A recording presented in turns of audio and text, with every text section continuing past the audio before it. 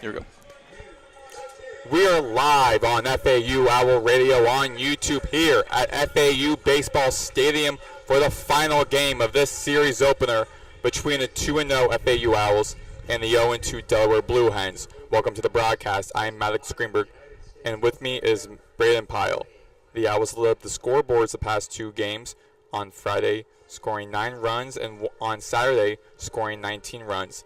Delaware has struggled offensively while gaining a total of 5 runs in 2 days, 4 of which were in the first game of the series on Friday. Brayden, what does Delaware need to do to avoid the series sweep today? Yeah, as the national anthem is being played here, unfortunate timing for the broadcast. But yeah, the Blue Hens haven't had more than a 1-run lead the entire series, which, to be honest, they only held for not even half an inning, which was yesterday in the second. So they really have to start hitting better, especially early on. Hitting early really boosts the confidence with any team, and they haven't really been able to relieve the pitchers of any sort of stress in this series at all. It's going to be hard for them to get the bats going, however, with, freshman standout James Littman on the mound. I watched Littman myself in high school, and I can tell you firsthand he is the real deal. He has great stuff and great command from the right side. 3-time All-American first team. He's definitely going to make it tough for the Blue Hens, especially with that command. He's going to put the ball wherever he wants to. So really, like I said, it's going to be up to the Blue Hens to get the bats going and see if the pitching can perform from there. And speaking of pitching, the pitching for FAU in the first 2 games have been impressive. Sophomore left-handed pitcher Trey Beard pitched a strong 4 innings, allowing 3 hits, 2 runs, 1 walk, and 10 strikeouts on Friday. Junior right-handed pitcher Tyler Murphy pitched 5 innings, allowing 5 hits, 1 run, 1 walk, and 7 strikeouts. Today, true freshman right-handed pitcher James Littman will be making his debut for FAU. Brayden, what are you expecting in his debut? Like I said just a second ago, I'm expecting just straight-up confidence early on. I mean, he's proven himself already as a 3-time All-American, All-District every year he started for West Boca High School. And like I said, I've seen this guy play, and he is the real deal. I cannot stress that enough. He is a straight-up professional already. He's 18 years old. He's 10 days younger than me, and I'm a pretty young chap myself. He just shows so much confidence on the mound. If you really did not look at his bio on the FAU Athletics website, you would think, oh, this guy's a junior. He's getting ready for the draft. He's about to get drafted. He is that good. He sits around 91, 92. Great slider, great changeup. Obviously a great fastball. If you're a 3-time All-American, you have to have that sort of overpowering command with that fastball. So, honestly, first 3 batters, I feel like it's going to be a little tough. He might allow a base runner or 2. It's his first inning of college baseball that he's going to pitch. But I think over the latter half of the innings, the 3rd, the 4th, I think he'll probably make it 4 innings, about 80 pitches thrown, maybe a run or 2, but that's really it. I'm not expecting too many runs to be scored off Littman today. Looking at the starting lineup for Delaware, will be starting off in the batting order. Number 1, left field Andrew Amato. Number 2, first baseman Vincent Davis. Number 3, right fielder Aaron Graber. Number 4, third baseman Evan Bolden. Number 5, second baseman Aiden Stewart. Number 6, the designated hitter Rory Finn. Then number 7, the shortstop Red Lesher. Then batting 8th, the catcher L.T. Cockrell. And 9, center fielder Jackson Tyre. Pitching for Delaware will be Doug Morose. But looking at FAU's offense, their starting lineup will be 1, center fielder Marshall Lipsy. Number 2, right fielder Jake Dewar. Number 3, third baseman Nick Romano. Number 4, catcher Aiden Garcia. 5, second baseman Patrick Ward. 6, first baseman Jake Millen. 7, designated hitter Carter Brady. 8, left fielder Danny Baez. And number 9, shortstop John Martinez. And as we mentioned, the true freshman James Littman, as he's warming up here, the right-handed pitcher, will be getting things started here in less than a minute before we get to the first pitch. Delaware wearing black shirts with blue numbers, gray pants, and blue hats. FAU wearing white shirts with blue numbers and pants and blue pants. And white pants with blue strip across the front saying in white Owls.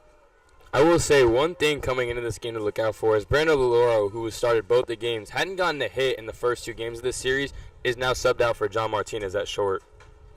And the first pitch will be a strikeout. It's already a strong start for Littman. At bat is Andrew Amato. Right on the outside part of the plate, too. Great command. Second pitch, ball 1-1 count.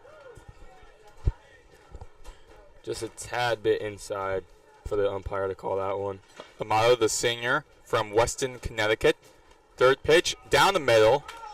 A little bit inside. Gets a little bit of a knee buckling two-seam action there. He added that to his arsenal over the offseason, I can see. 1-2 is the count. Here at the top of the first pitch. The first at batter and swing and behind. Home play be a foul. Count remains 1-2. 3 straight fastballs to start off the leadoff batter, Amato. I'm definitely expecting an off-speed here. Up in the count 1-2, trying to get his first collegiate strikeout and his first at-bat. Littman going against the left-handed batter. Swings, hits over beyond the foul line off the right side of the field. Went fastball in there to Amato. Interesting choice. Still 1-2, so it's pitcher's choice here. Amato on Friday was at bat 4 times, had 1 hit, 1 run, 1 walk, 2 strikeouts. Outside, 2-2 count by Littman. Not a bad miss there from Littman, just a slider slightly off the plate outside. You can definitely use that to get a fastball looking here on a 2-2 count. I can only imagine that's what he's going to go to here. So big swing and a miss by Amato, and the first strikeout by Littman in his debut for FAU baseball. First collegiate strikeout for Littman in his first batter face, and he went slider 1-2, and then after that slider outside that missed off the plate goes changeup low and gets Amato to chase. I mean, great pitch sequence from Littman, and like I say, that just shows the professionalism that he has already as a true freshman. Now up to batting right is Vincent Davis for Delaware. First pitch to Davis down the middle, strike 1. Good slider there, start him off. Davis, a sophomore from Summerdale, New Jersey, the Manhattan transfer. Big swing and a miss by Davis. Another off-speed from Littman. And, I mean, I told you, Maddox, like, he is not going to throw a lot of balls. He has such great command.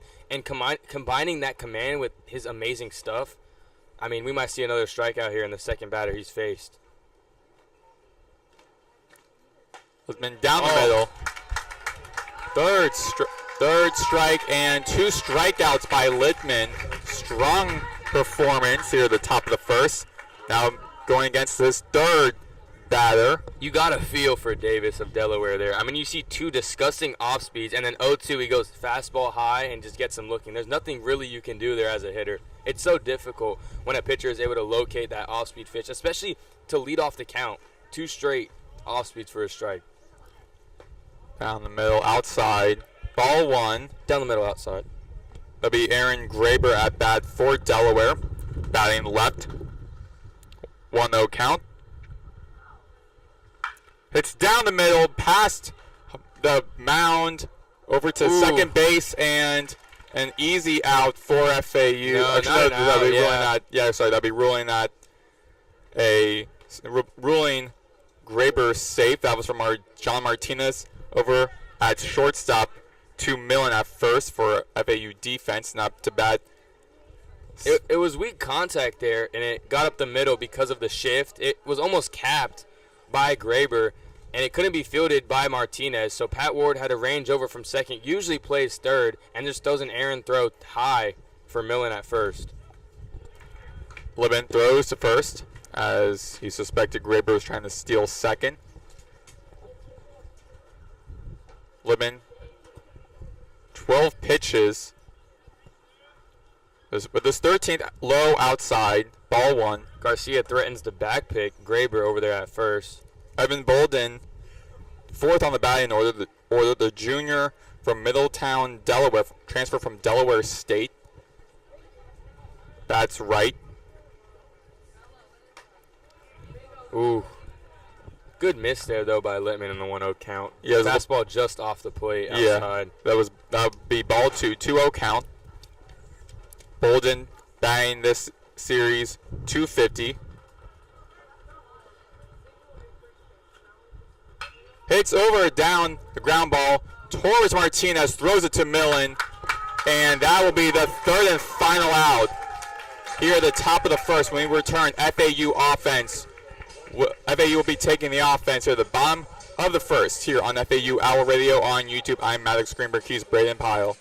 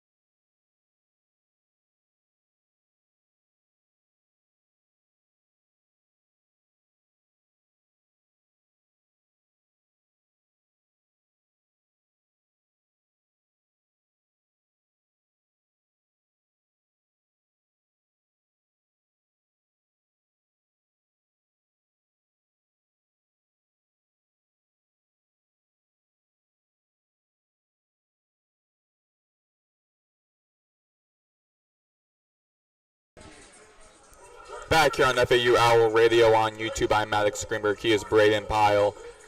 Libman with a strong top of the first in his debut here for FAU here in the series finale between FAU and Delaware. And now FAU offense at bat. First will be Marshall Lipsy, the center fielder, batting left, inside, outside. Ball one, Doug Morose pitching for Delaware. Fastball a little bit high for 1-0 count. Marshall try goes for a bunt out of the hands of the catcher.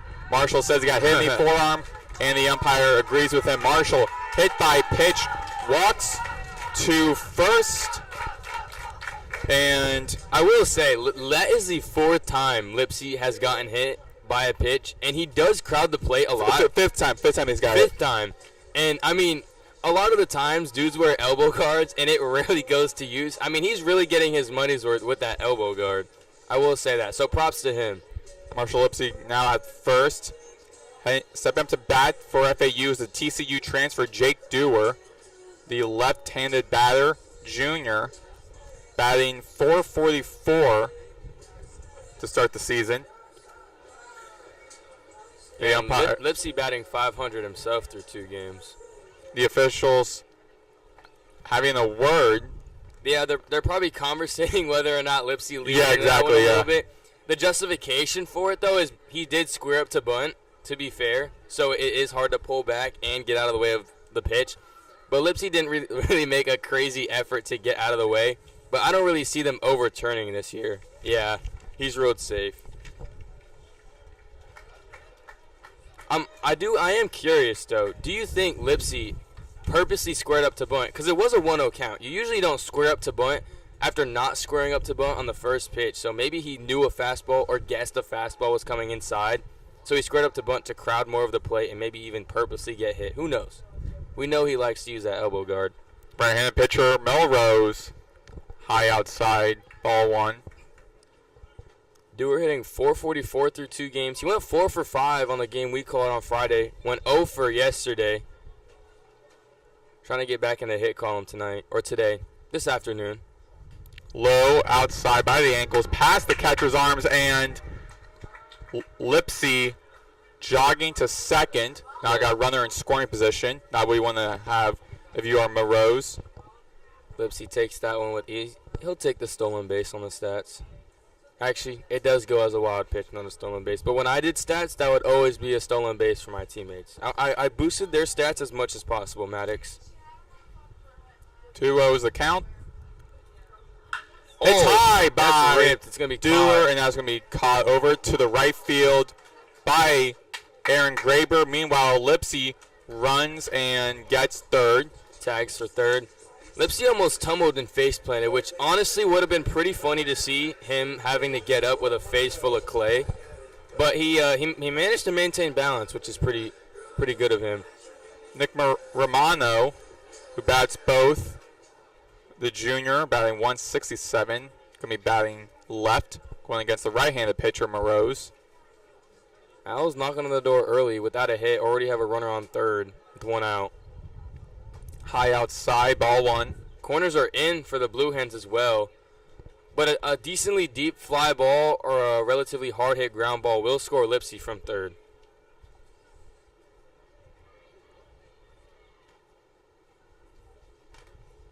And Romano hits the ball over to the parking lot, over across the left side of the ballpark, out. Foul ball, 1-1 is the count. 1 out here at the bottom of the first. FAU with a runner on third. Outside, ball 2. Low and outside. I could definitely see Romano going opposite field here. You know, Morose has shown that he wants to establish that fastball outside. Romano has had 1 hit and 4 runs. Ooh. Swing and a miss, 2-2 count. Just over on the off speed. He's been struck out twice this season. This is his 7th at-bat on the season. A little bit windy up here, just a tad bit. Papers are flying a little bit. Infield is in on the grass. Hits the back of Romano's calf, and he'll be walked to first. Now runners on the corner, still 1 out.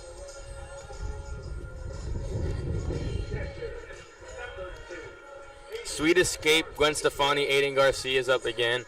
Hit a grand slam in the game we called on Friday. Now has runners on the corners. But I will say, for Morose, it really isn't the worst case scenario there. Obviously, you want to get the guy out, but now you have a double play opportunity with the guy at first. So as long as you get a ground ball to the infield, you give your defense a chance to get out of this inning with no damage done. And Garcia, the left-handed batter. High outside. Morose really trying to establish that fastball outside, just really hasn't been able to command it on that part of the plate yet.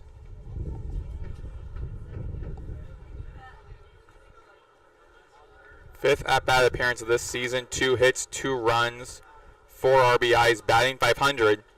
Ooh, great off speed there from Morose. That's inside 1-1 count. Catches the outside part of the plate for a strike.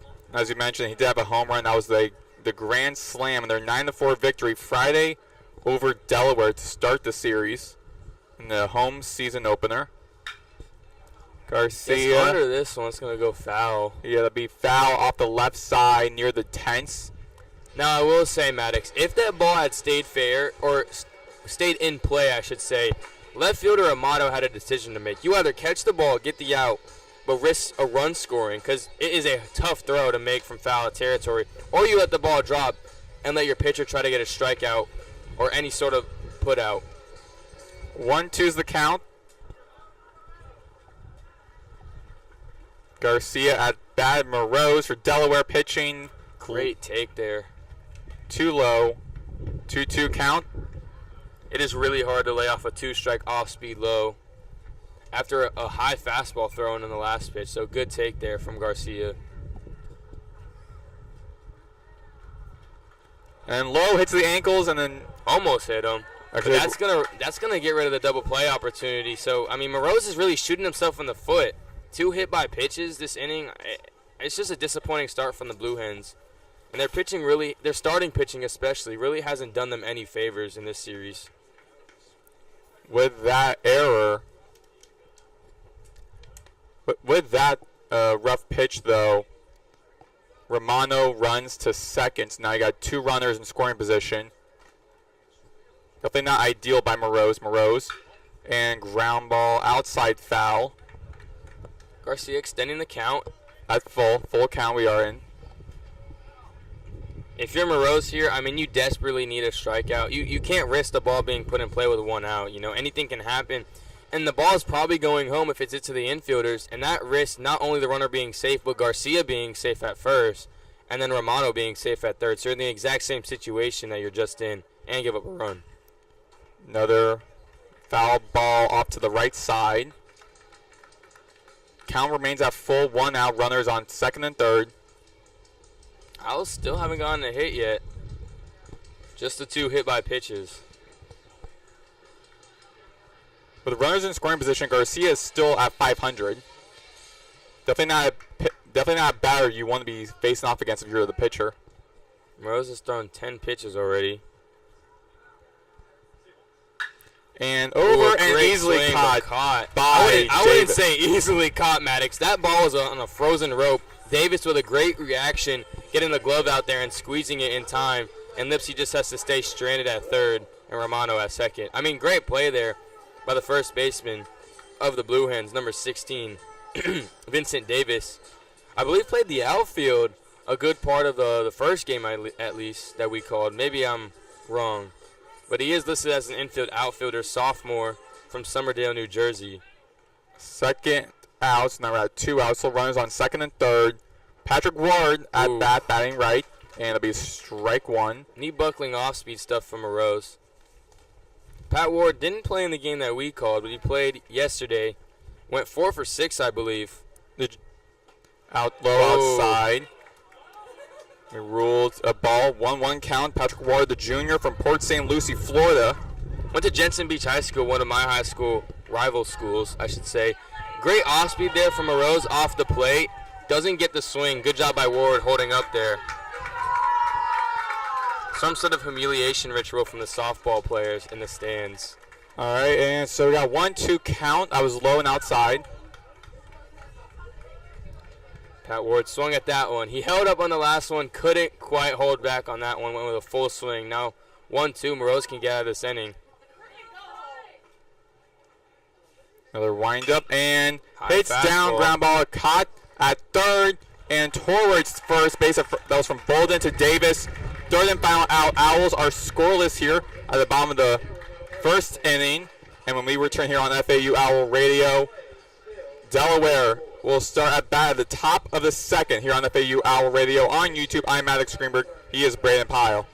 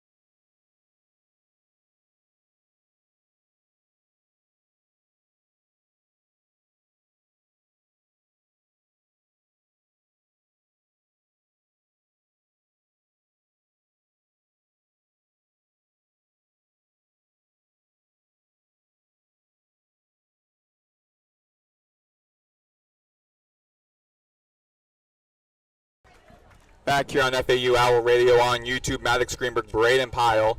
Owls and Delaware are both tied, still at scoreless here at the top of the second. Delaware back at bat. Be Hayden Stewart batting right and Batting left. And that will be a ball 1 by Littman. Littman had a 1.79 ERA at West Boca High School. Sub 2 ERA, Maddox, is, superb. Second pitch by Littman in the top of the second, and another ball. That'll be Littman's 17th pitch. And that one is smoked into the gap. Stewart hits over to the right center. Off the wall. Off the wall. Caught by Jake Dewar. Dewar throws to Ward, and that will be a double by Stewart. Stewart's first hit of the season, and that, I mean, Littman tried to get that fastball on the outside part of the plate, then went in on Stewart, and Stewart was ready for it in a hitter's count, 2-0, and ripped it off the wall. I thought that one might have, without the breeze, that might have carried out of here. But we'll never know. Littman getting his welcome to college baseball moment there. Rory Finn now stepping up to bat for Delaware, batting 6th in the lineup. The right-handed batter, umpire Kevin Clay. They're telling Littman to stop doing something that he's doing pre-windup, or else he'll get called for a balk. I'll have to look out for that specific movement that he's doing. The ump said cut that out. I don't want to see that no more. Finn, freshman, batting right. Ooh, Swing and a miss. great slider there from Littman. Strike one. Delaware has 2 hits in this game. FAU has none. Finn drove in all 4 for the Blue Hens on Friday, batting .375 through 2 games. Looking to drive in the first of this game for the Blue Hens and the entire game. Finn looks to bunt, won't. 1-1 count. Finn batting .375 in the start of the season. Looking maybe fastball in here on a 1-1 count from Littman. He's commanded it pretty well so far. Ooh. High ball, 2-1 count. Not sure if that slider got away from him or he was trying to get an inside slider to catch the inside part of the plate. A ball nonetheless, 2-1. I will say a backdoor slider, if you can locate that pitch, it's disgusting. Littman checks second, down the middle, 2-2 count. I mean, if you're Rory Finn, what else are you looking for? I mean, you're up 2-1, and you get a fastball, and you just look at it. I mean, swing and miss is one thing, fouling it off, but you just look at a fastball. It was disgusting. I mean, it's an outside fastball after 3 off-speeds inside, but still, got to get the bat off the shoulder. Low, 3-2 full count. Jake Millen, the first baseman, basically on an island as the rest of the infield is shifted a little bit to the left. Well, Pat Ward is holding the runner at second. You'll see after the pitch is released, he will go right back to his position at second. It's top of the bat, foul ball going off to the left side. You don't usually shift with runners on base unless there's 2 outs. Just some ball knowledge drop there. Count remains at full. And I will say, lefties get shifted on a lot more than righties do.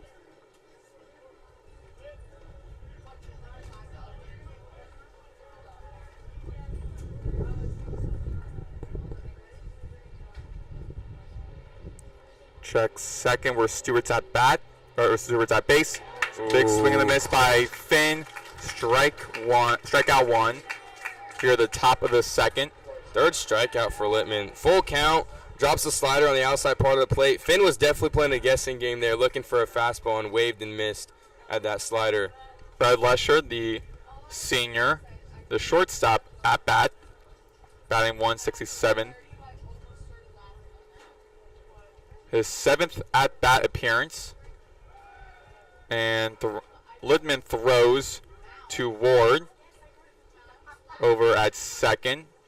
Just making Stewart, knows that Littman will pick him off, so don't get too big of a lead. He's got some big arms in the outfield if one does get through.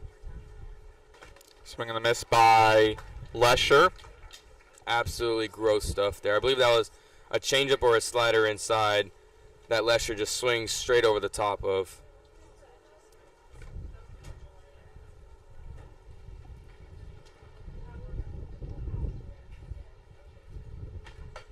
Down the middle, strike 2.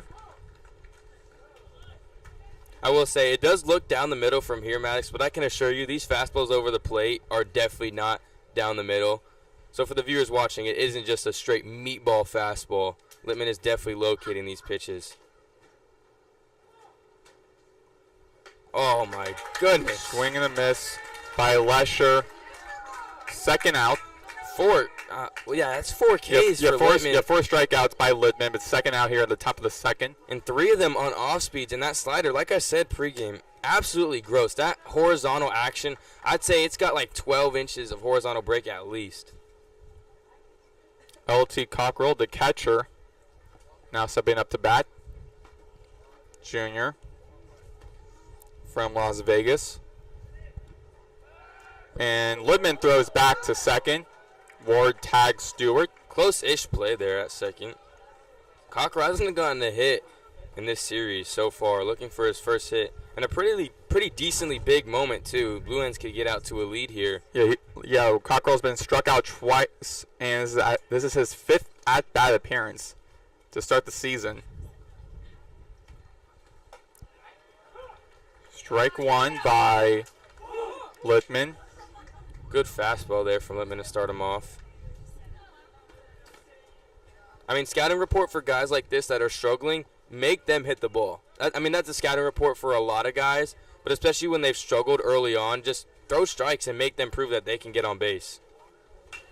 And jam shot. Cockrell to shallow center. Yeah, with a fly out shallow center, back to Ward. He catches the fly ball, and 3 outs at the top of the second.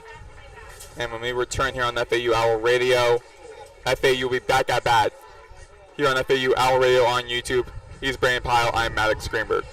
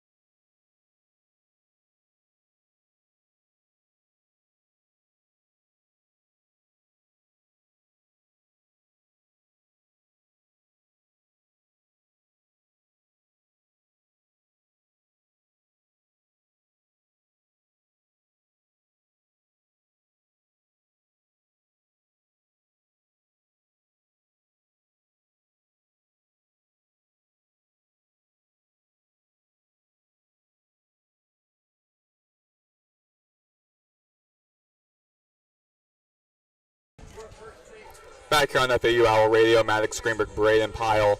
Here at the bottom of the second inning, as Jake Millen, the first baseman, at bat for FAU, going 1-1 against Dom Velasquez, the right-handed pitcher for Delaware with a pitching change. It's a bullpen game for Delaware. You just go straight to the pen and basically have a pitcher essentially every inning. You have a different pitcher. Jake Millen up to the plate with a 7.14 average through 2 games. Velasquez, first pitch. Gonna be a strike one. Good off speed on the outside part of the plate. Millen has crushed fastballs. I know in the first game he hit a frozen rope in the right field. Swing and a miss by Millen. And you can see that showing up on the scouting report right here as he gets started off with 2 off speeds. 0-2 is the count. Millen, his 8th at-bat appearance, 5 hits, 6 runs, 6 RBIs, struck out once. High pitch, 1-2 count. Good idea there from Velasquez after getting 2 off speeds for a swing and a miss, or called strikes. Goes to the high fastball, which is routine, you know. 2 off speeds for strikes, you go high fastball. Outside 2-2 count. Millen also had 2 doubles and a home run, as well as a 1 sacrifice fly.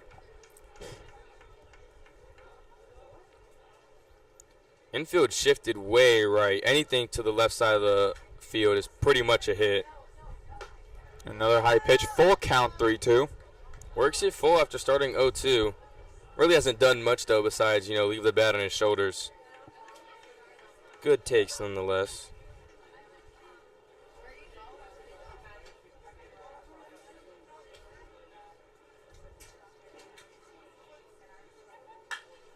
Ooh, sky high. That'll be a pop out, and that'll be caught by Bolden, the third baseman, over off to the left side in front of third base. Out 1. Carter Brady now stepping up to bat. Batting the right-handed batter, the junior, batting 200. Velasquez got jammed on that 3-2 pitch. Great pitch. Or not Velasquez. My apologies. Velasquez jammed Millen on that 3-2 pitch. Good pitch selection. Good location. Gets the easy out.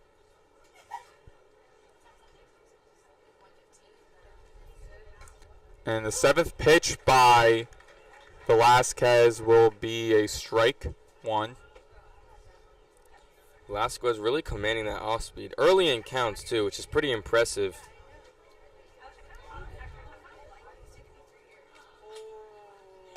Swing and a miss by Brady.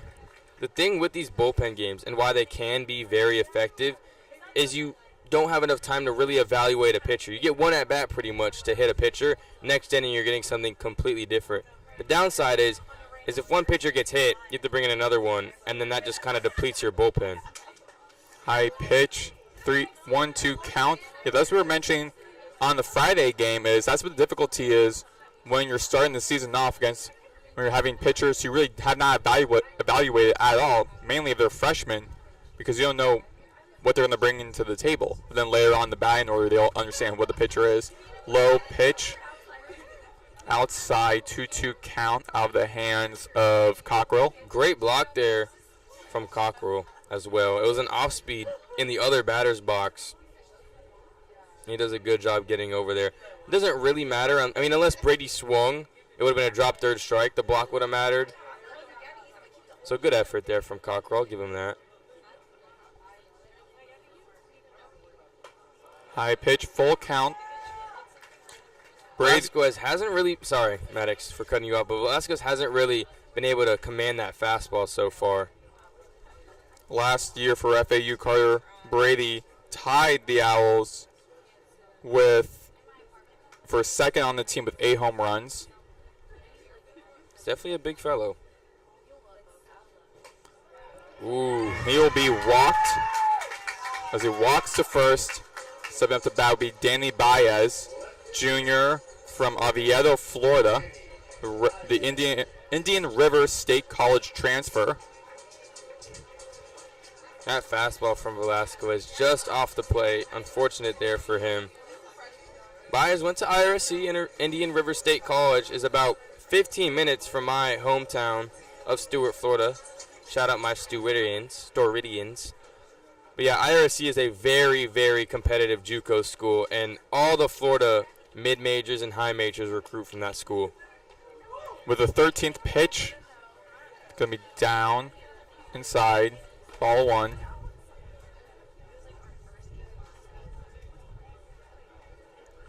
Baez batting average is a strong 1.000. 1,000. Sorry, strong 1,000. Only one at bat though, as he gets hit by the pitch there. And now 2 runners on base, 1 at first, 1 at second for Velasquez as John Martinez, redshirt freshman, 5'11", batting .571 through 2 games. He started the first game that we called, I believe drove in a pair on a 2-run double. That's just my off memory though, I'm not sure. This season he has 7 at-bats, 1 run, 4 hits, 1 RBI. 1 RBI, got you. 2 doubles, and 1 stolen base and 3 strikeouts with a batting average of .571. Velasquez. First pitch swinging. Martinez, I'll go over to the right side, out of the ballpark, near the stands. Runners on first and second here, so Martinez has an opportunity to do some damage. Really is a 5-tool guy there at first, or at short, I should say. Hardly any shift from the infield or the outfield on Martinez. Ooh. As that will be a ball 1, 1-1 count. Solid off-speed inside there from Velasquez, just doesn't get enough of the plate. Good take there from Martinez. Hitting .667 with runners in scoring position. Or .500 with runners in scoring position. Another high pitch, 2-1 count. Softball players are really liking this at-bat for some reason. Oh, I think they think he's very attractive, Maddox. That's what I'm concluding.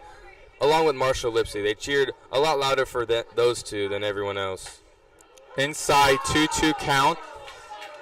1 out, 2 runners on base. Here at the bottom of the second. Remains scoreless here at the series finale. I will say, John Martinez, a very good-looking guy. So I understand the hype from the softball players. Don't get me wrong. I understand the bias and the want for him to get on base here. And Martinez is a high goes to the left center field. Over to the warning track. Caught by Amato. Amato throws over to Lesher. Home, not in time. Brady gets to base. Brady and Baez both get home. And the softball players are loving 2-0 is the score. FAU clicking offensively. And now stepping up to bat. At the top of the batting order will be Marshall Lipsey again. His second at-bat appearance tonight. Can we just take a moment? 2-2 count. Gets a high fastball, Martinez, and absolutely rips it all the way to the warning track as well. Yeah, I mean, rips it into the gap. Amato able to track it down. Didn't get the relay in time to get Brady at home, but great piece of 2-strike hitting. Velasquez and Marshall tries to go for a bunt again. Squares up. That's the baseball term. Squares up for bunt. 1-0 is the count. I wonder if he'll get hit by a pitch here. You gotta wonder. He's gotten 5 on the season through 2 games. And already 1 here in his first at-bat. He's a leadoff hitter. And the job as a leadoff hitter is to get on base. So he's doing a good job of that. Batting .500 as well. Velasquez throws it back to second baseman Stewart. Lipsey has an unreal Maddox. Unreal. 889 on base through 2 games. 889. Actually, that was to Lesher at second base. He gets on base 89% of the time through 2 games. No reaction. Velasquez. And Lipsey throws it out of the hands of Vincent Davis. Both of them slide to first. However, Lipsey will be ruled out, and he not too pleased with that. Second out. That was a good hit there. Great contact there from Lipsey in a 2-0 count.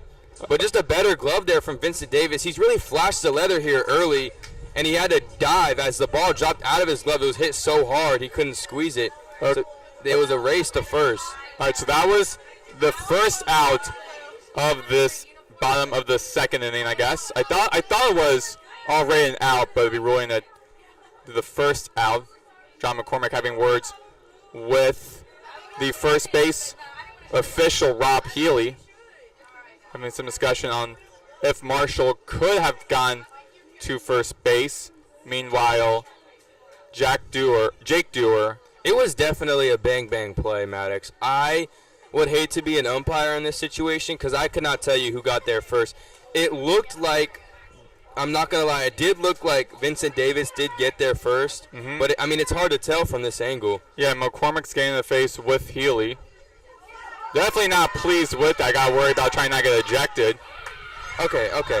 I think Coach Mack is definitely getting a little bit too aggressive here. He might want to tone it back just a little bit. Well, he's in the 17th season here at FAU, 34th overall, 17th as a head coach. He's pointing. He's doing a lot of, body language. You can tell by his body language he's not too pleased. Luckily, McCormick was able to keep his cool. He returns to the dugout. Meanwhile, Dewar, his second at bat, batting second for FAU.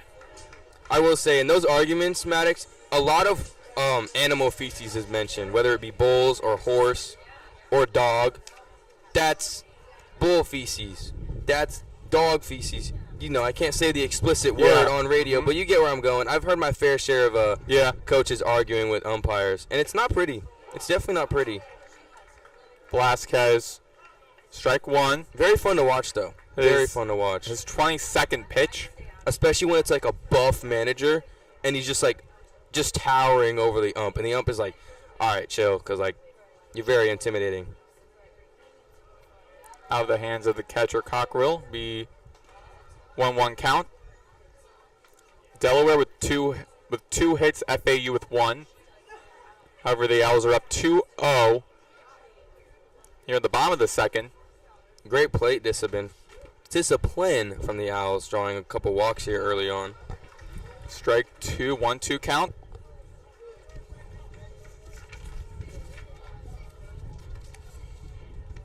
Dewar, the junior from Flower Mound, Texas.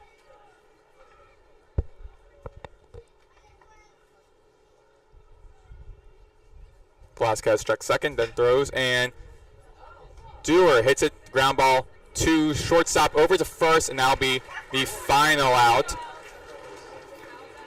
Velasquez with now 3 strikes and strikes out all 3 batters. However, giving up 2 runs. Actually didn't strike out a single batter that inning, Maddox. He did give up 2 runs, a walk, and a hit, which causes 2 runs for the Owls, as I said. But Littman, coming back on the mound here, is only giving up 2 hits. Did have that scary double that got to the wall last inning. But, I mean, he also has 4 strikeouts. When we return here at the top of the third, it will be number 9, Tyre. Then back to the top of the lineup, be 1 Amato and then 2 Davis here on FAU Owl Radio on YouTube.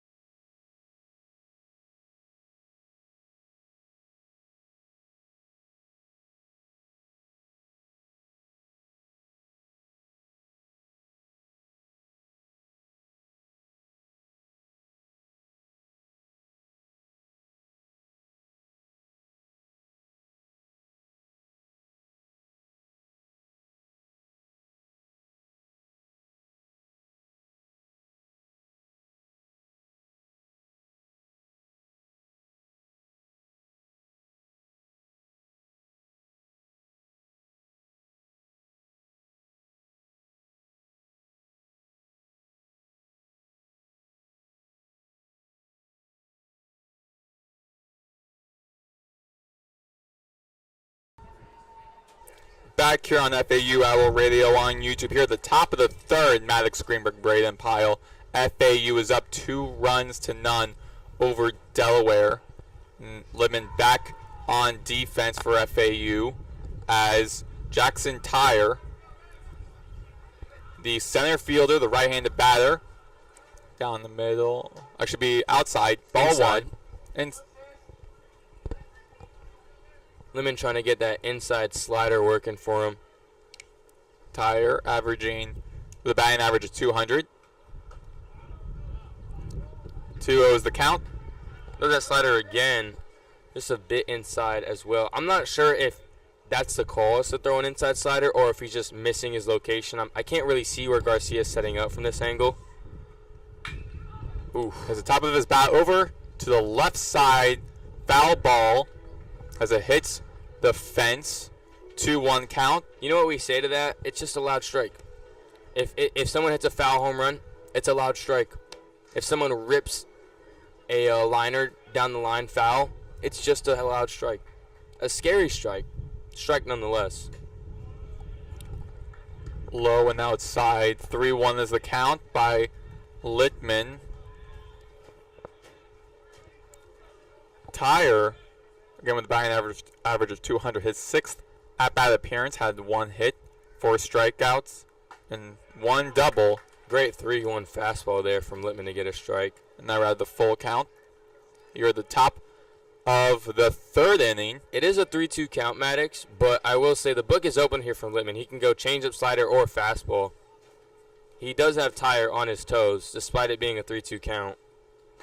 Ooh, he goes fastball low, and he just misses. And Tyre will be walked for Delaware as he heads over to first. Now we're at the top of the batting order again. And Andrew Amato, the left-handed batter, the senior. An interesting thing with scouting reports for baseball, and I find it so fascinating because baseball is probably the most analytical sport there is. So over the season, once you get like 10 games through, maybe a couple series through, you can see like where hitters struggle in different counts as well. You can see their hot zones in 2-strike counts, their hot zones first pitch, and that really extends the scouting report. Tyre goes steal second, and he will be ruled out. Very risky decision there. Great as throw from Aiden Garcia. As Littman was pitching to Amato. And already the first out here at the top of the 3rd. Interesting timing there because Littman just threw one of his hardest fastballs of the game. Happened to be when he was stealing. And Aiden Garcia, great pop time there to get it over to second for the out. Amato hits it high at the top of his bat, going behind the stadium off the left side. 1-1 count. As a pitcher, it is such a good feeling to know that your catcher can throw out any runner. I have to say it because you don't really even have to really keep the runner at first. You just throw the ball, and the catcher's got your back. 1-2 count. That was a strikeout. That was a strike. Shift to the right here on the left-handed leadoff hitter Amato. Again, 222. Again, it's open off the left. It was open on the left side of the ballpark. And that'll be a ground ball outside foul. You mentioned this in the previous broadcast, and it does make sense to an eye, just a normal eye. Like, oh, just hit it to the left. It is way, way harder than that because it just is. When you're a pull side hitter, it's so hard to go opposite field. Down the middle with a ground ball, hits over to the left center field as Lipsy is able to get it. And Amato will be going to first. That'll be a single. Vincent Davis, the first baseman for Delaware, back at bat. Amato kind of just flared that one through the infield. The shift definitely had an effect there. It was kind of in no man's land, and it rolls through the infield. Littman's 3rd hit given up. Haven't been really, anything scary besides that double in the 2nd. The 42nd pitch by Littman will be a ball.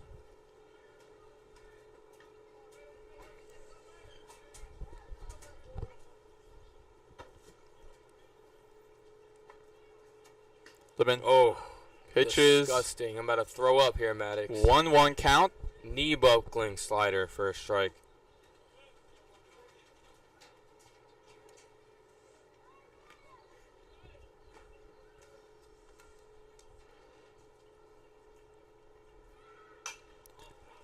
Pop up back here towards us. Wonder where it lands.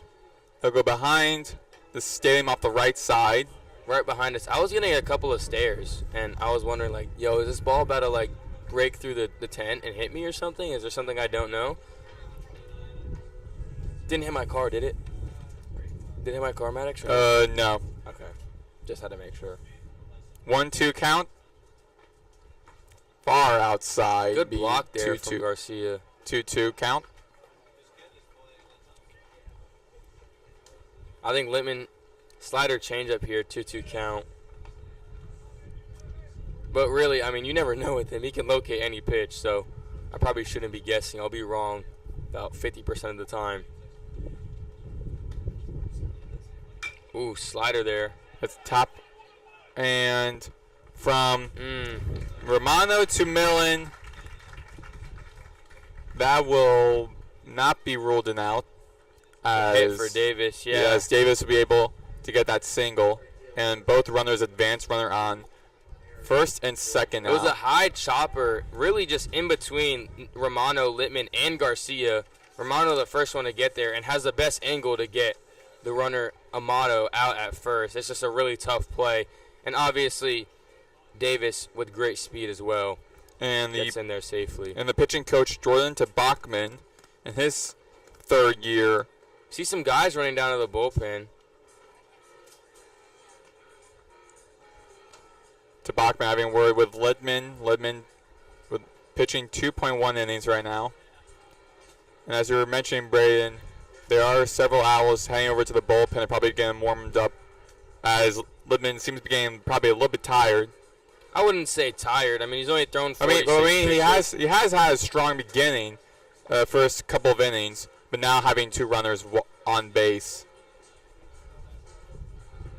Probably going to go deep on their bullpen, same as Delaware is playing on. I don't see, unless Littman really just allows 3 runs here without getting an out, I don't see Littman being taken out in this inning. I mean, a double play here and he's out of the inning. So there's really no point in stressing out, and that's what Bachman is probably going up there to tell him. You know, just try to get a ground ball, work that changeup low, that fastball in, and you can easily get a ground ball in turn 2. Littman. Yep, there we go. Grounder to second. Caught to Ward. There we go. That'll be probably a genie. That'll be 2 outs. Double play. Double play, double out right there. 4-6-3 double play. Ward, Martinez to Millen to end the inning. And like I said, Maddox, I mean, with a guy like Littman on the mound, a cool, calm, and collected. There's really no threat there. After giving up really 3 base runners that inning, the only out he had gotten before that double play was a throw out from Garcia on the stolen base attempt. But good job nonetheless by Littman, just doing his job, letting his infield have his back and do the work. When we come back here at the bottom of the 3rd inning, Nick Romano, Aiden Garcia, and Patrick Ward will be at bat for FAU Owl Radio.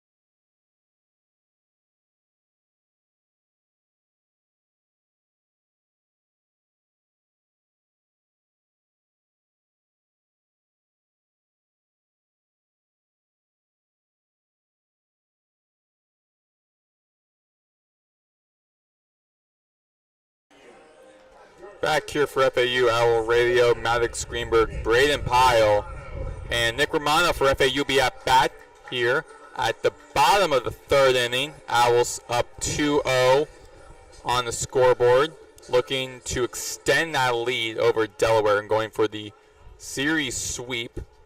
Coach McCormick showing a lot of confidence in Romano. Kind of struggling with a 167 average, but he's still in the 3-hole for the Owls, so interesting decision. First pitch. Waves and misses at it for strike 1. Strike 1 will be the 26th pitch for Velasquez first here at the bottom of the 3rd.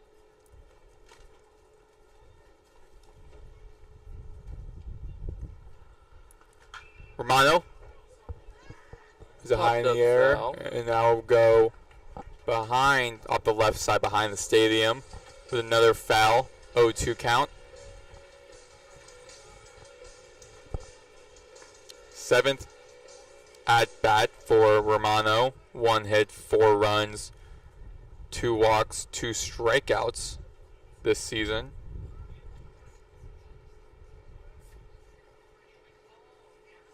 Big shift to the right, by the way, on Romano. Exactly. And a high pitch, 1-2 count.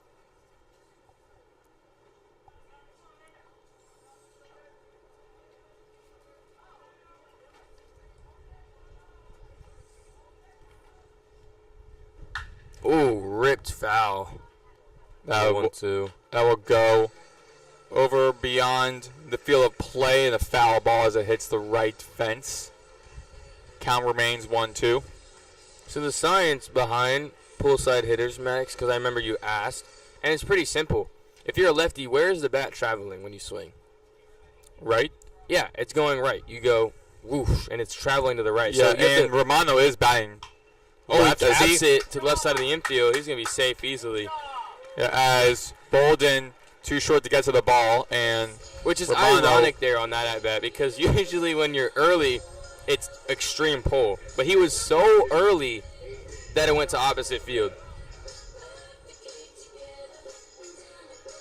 Aiden Garcia walking to bat, also batting left. The junior batting at 400. Hardly any shifts on the infield. However, there is some space between third baseman Brayden and the third base. I could be sweet. Sweet Escape again. Great song. Great walk-up from Aiden Garcia. No wondering why he's playing so well. Batting 400 through two and a third games. 31st pitch for Velasquez is a ball. 1-0 count. Pat Ward looming on deck. Runner on first. Pat Ward at deck. 2-0, 1-1 count.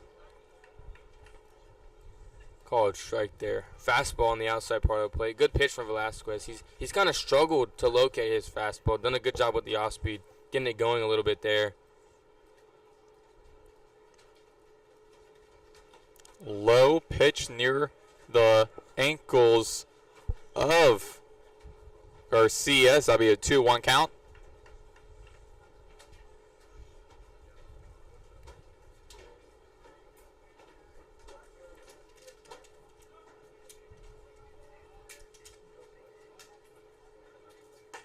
Ooh.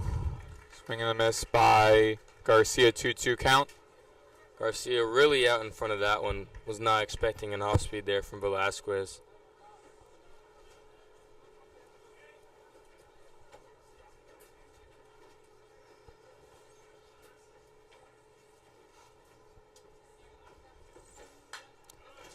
And Garcia will hit that behind home plate off the left side.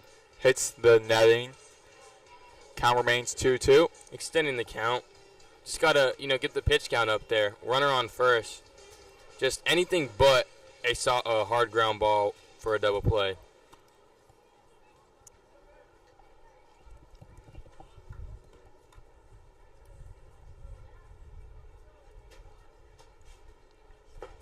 And Velasquez throws a ball to Garcia, full count.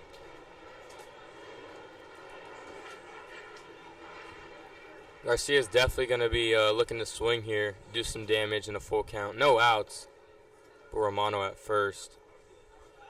And Velasquez throws to the first base to Davis. Checks on Romano. Count remains at full. No outs, runner on first. Here at the bottom of the third, Owls up 2-0.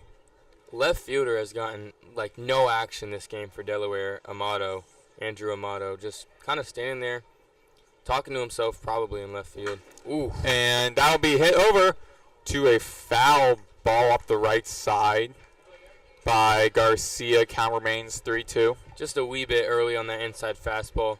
Really hard, not only to just make contact with that pitch, but keep it fair as well when you do make contact with it, as it's so far inside. 3-2 count, you just got to protect. Swing at anything close. But a good job there by Garcia to extend the at-bat.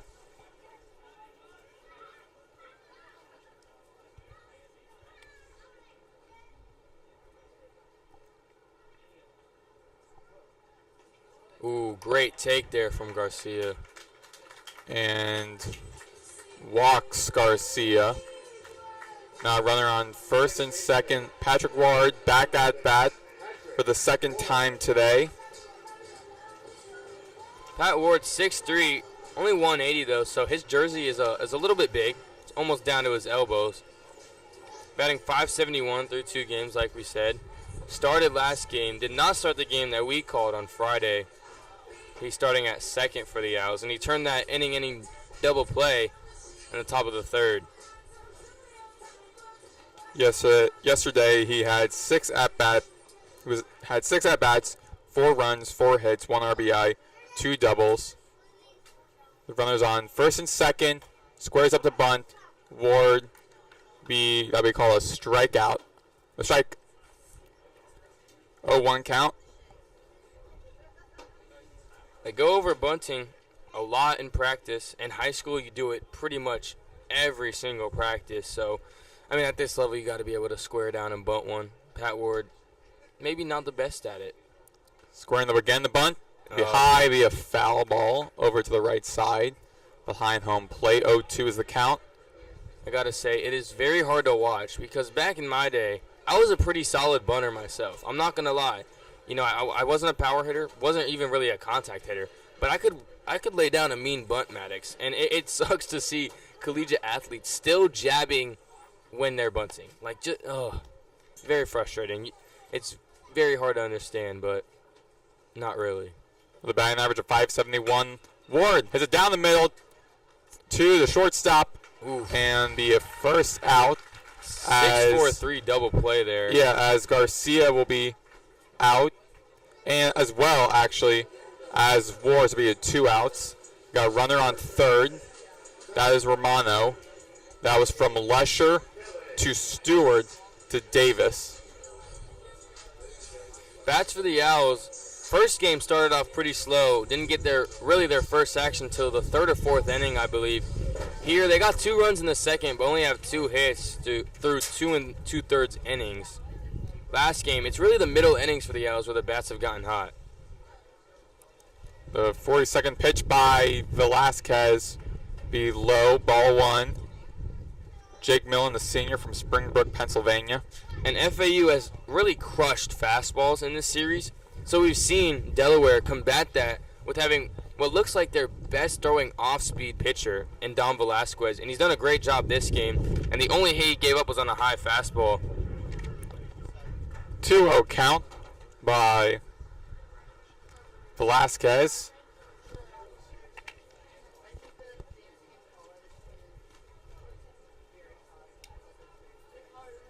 Big shift to the right here with 2 outs.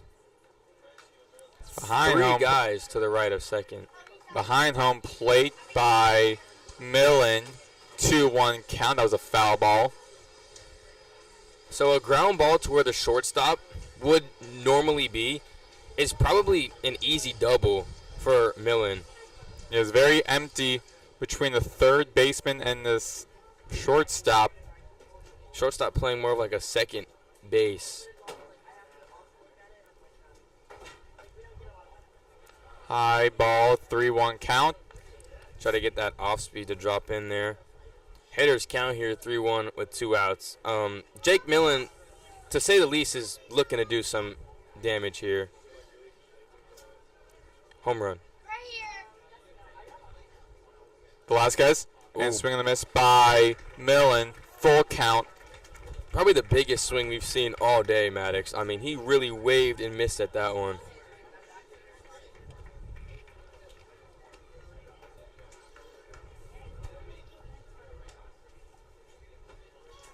Three-two count. 3 in the infield. 3 off to the right. 1 off to the left.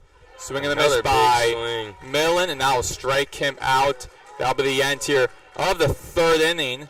Velasquez allowing 2 hits, 2 runs, 2 walks, 1 double, and having faced 9 batters. When we return at the top of the 4th inning, Evan Bolden, Aiden Stewart, and Rory Finn will be at bat. We'll take a break here on FAU Owl Radio on YouTube.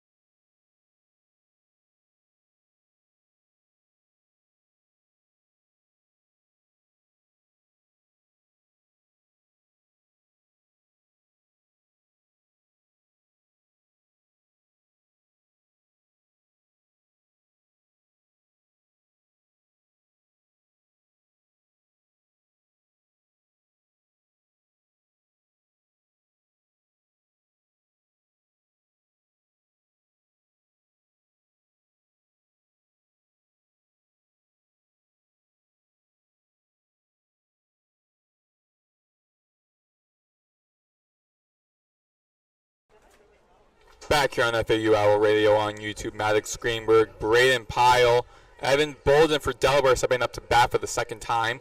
Here at the top of the 4th inning, FAU still up 2 runs to none over Delaware. James Littman with 47 pitches, pitching all 3 innings for FAU, their true freshman. Winds up, down the middle, strike 1.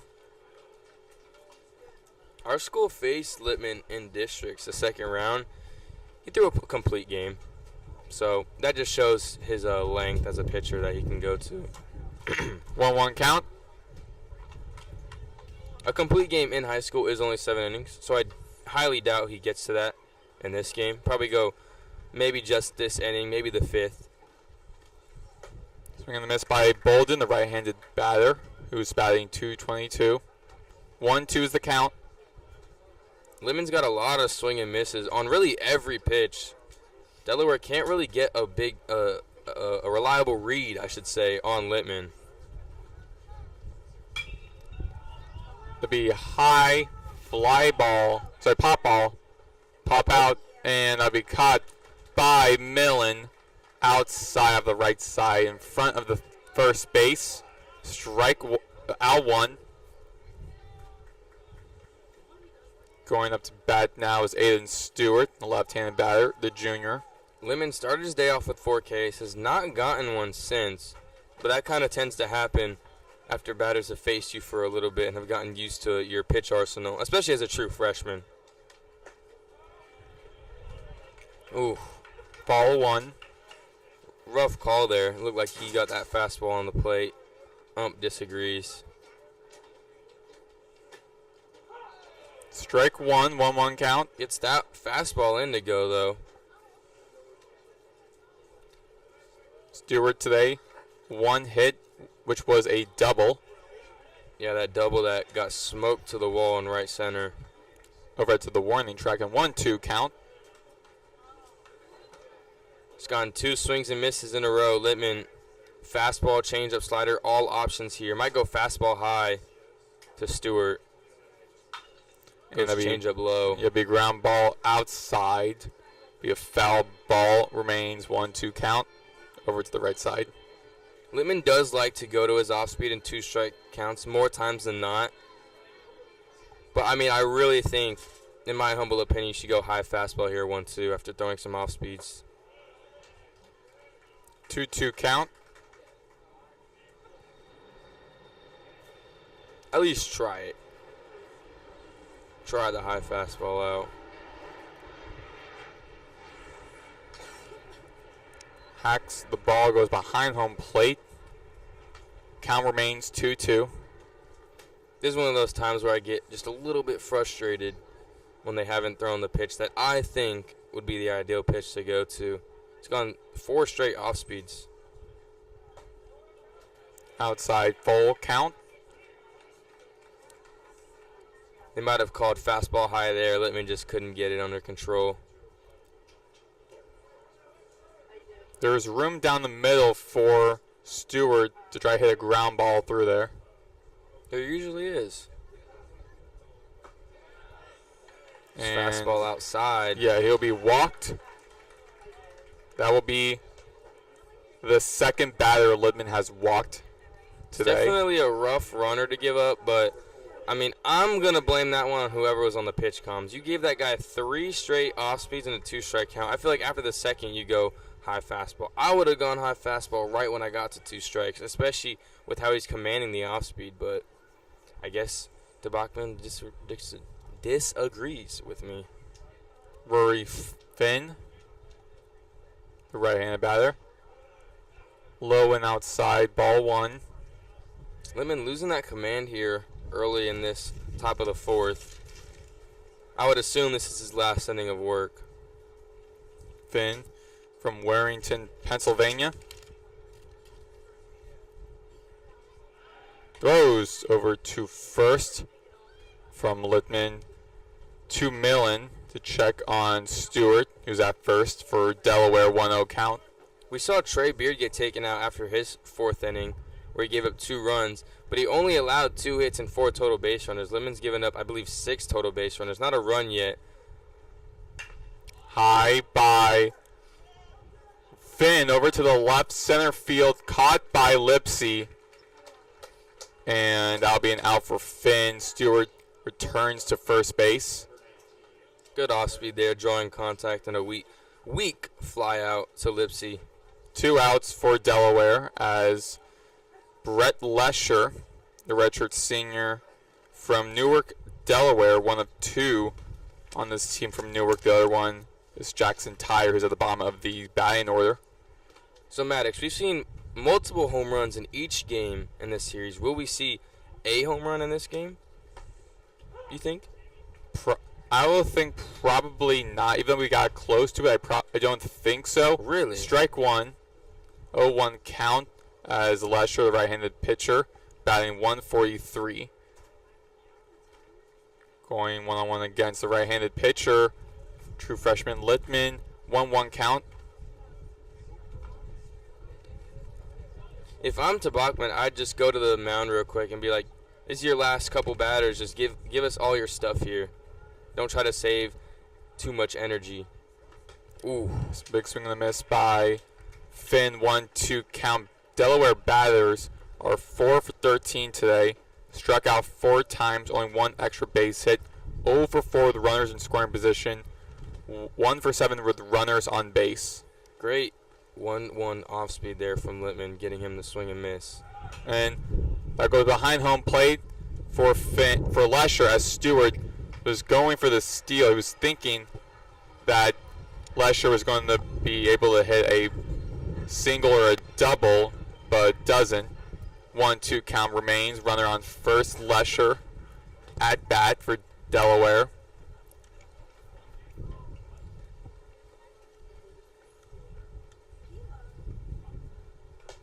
Far outside, 2-2 count. Don't want this to get to 3-2.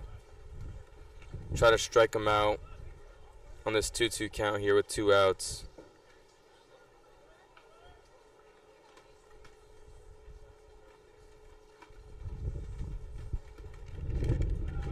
And Stewart tries to go for the steal, but he has to go back to first base. He was trying to go to steal second.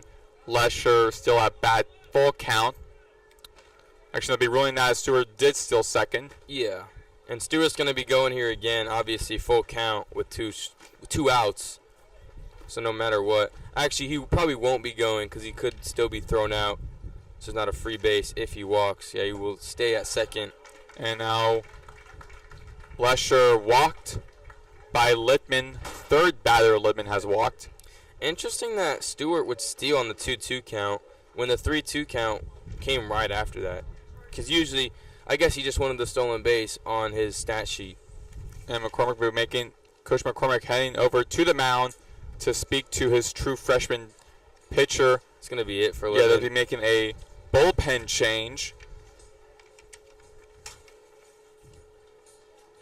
When we return, we'll discuss who the new... I mean, despite him getting taken out somewhat early here, 3 2/3 innings pitched. He had 4 hits, 3 walks, had 4 strikeouts to start it off. Honestly, a pretty solid true freshman debut from Lippman. A strong applause from the fans.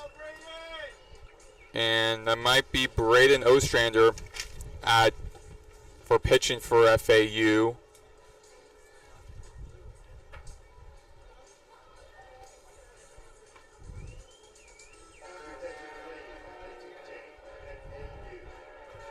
Yep, that will be number 25, Brayden Ostrander, the right-handed pitcher, the graduate from Melbourne, Florida, 6'1", 205 pounds.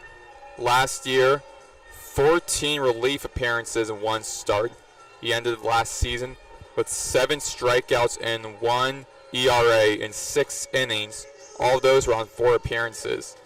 This season, he has pitched 2 innings, 3 strikeouts in the Owls' 9-4 victory over Delaware this past Friday, the game that you and I, Brayden, both called. So it's Ostrander's 5th year as an Owl. I believe the only 5th-year senior on the team that's played the previous 4 years here in Boca Raton. So, I mean, he's definitely a veteran, to say the least. I can only imagine he's a great locker room guy as well, being that veteran bullpen guy. Exactly, and the most experienced guy for FAU in the bullpen. However, there's another graduate for FAU in the bullpen as well. However, he is a University of North Carolina Wilmington transfer, and that's Carter Holhes.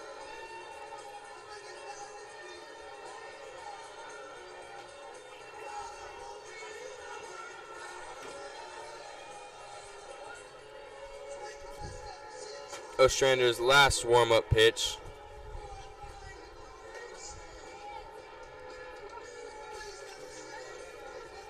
Now stepping back up to bat for Delaware will be LT Cockrell, the catcher. the catcher Cockrell. Has not gotten a hit yet. We're going to sit behind you guys if that's all right. 2-0 is the count here at the top of the 4th inning as a pitching change has been made. Runners on first and second. Cockrell, the right-handed batter, going against the right-handed pitcher, Brayden Ostrander. Ostrander with his first pitch. Going to be a strike there one. from Ostrander, starting him off with a slider.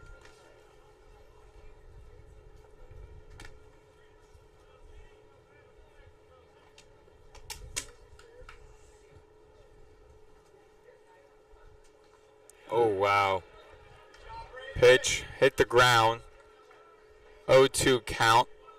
Gets a swing and a miss on Cockrell. I mean, that one hit about a foot in front of the plate.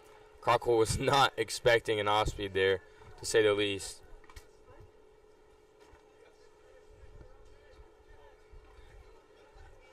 Can really go to anything in your arsenal if you're Ostrander. But I doubt he shies away from throwing that off-speed. Check second. Ostrander pitches low. 1-2 count. Low off-speed there, like I said. Going back to it. I mean, if it ain't broke, don't fix it. You know what they say, Maddox. Mm-hmm.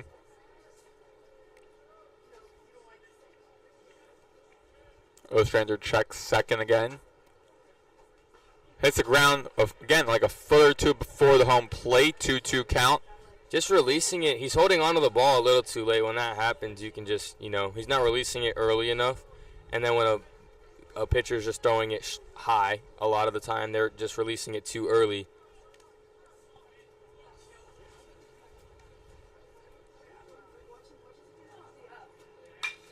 And Smoke Cockrell to second.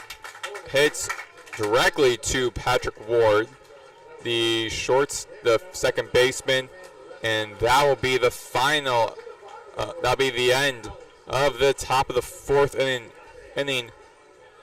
Ostrander with 3 strikeouts all this season, 2 innings pitched.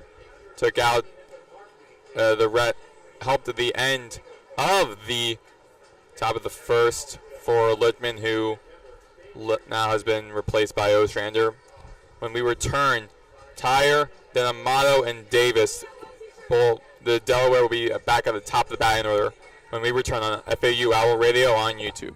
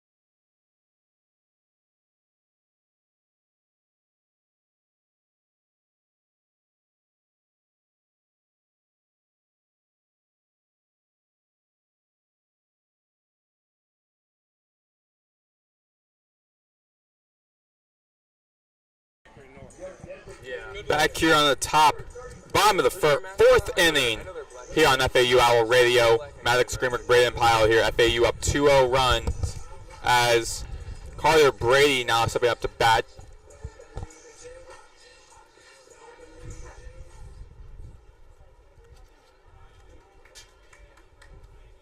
Brady with a second at-bat appearance, batting right. Strike one by Velasquez. That was his 48th pitch. Velasquez giving the Blue Hens good length here after the opener gave him a scoreless first. Brady hits a high over to the right side. That'll be out of the field of play. It'll be a foul ball as it goes over to the right side in front of the crowd. 0-2 is the count. Vincent Davis ran straight into that wall. I'm sure he's fine. He's a big boy. I'm sure he'll be all right.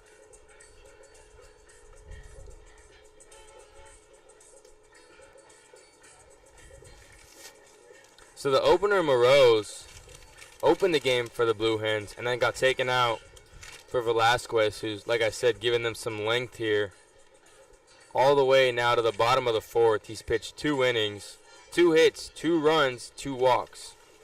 A lot of 2s for Velasquez. And he has Brady in an 0-2 count.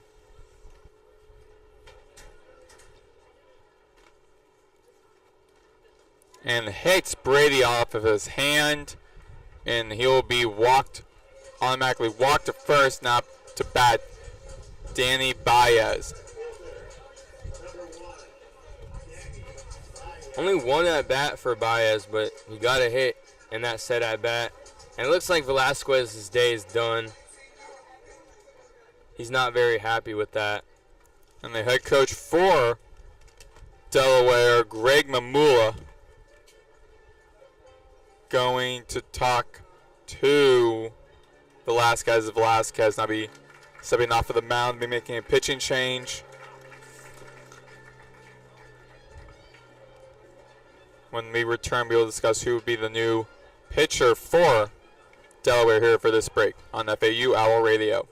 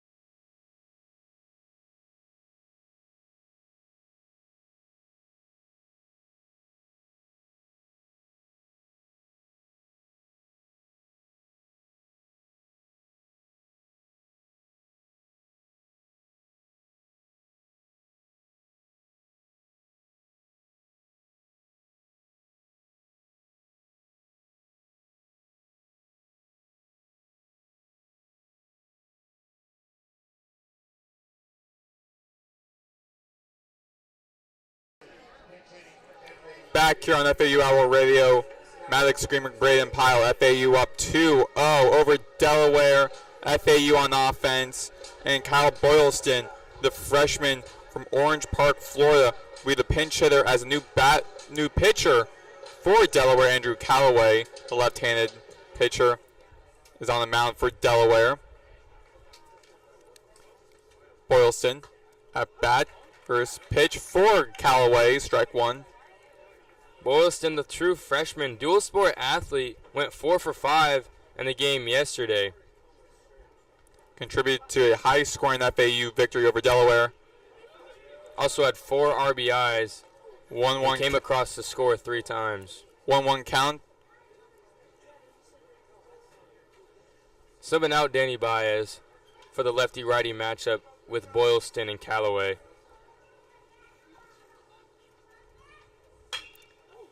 And Boylston hits it over to the left side, ground ball, foul.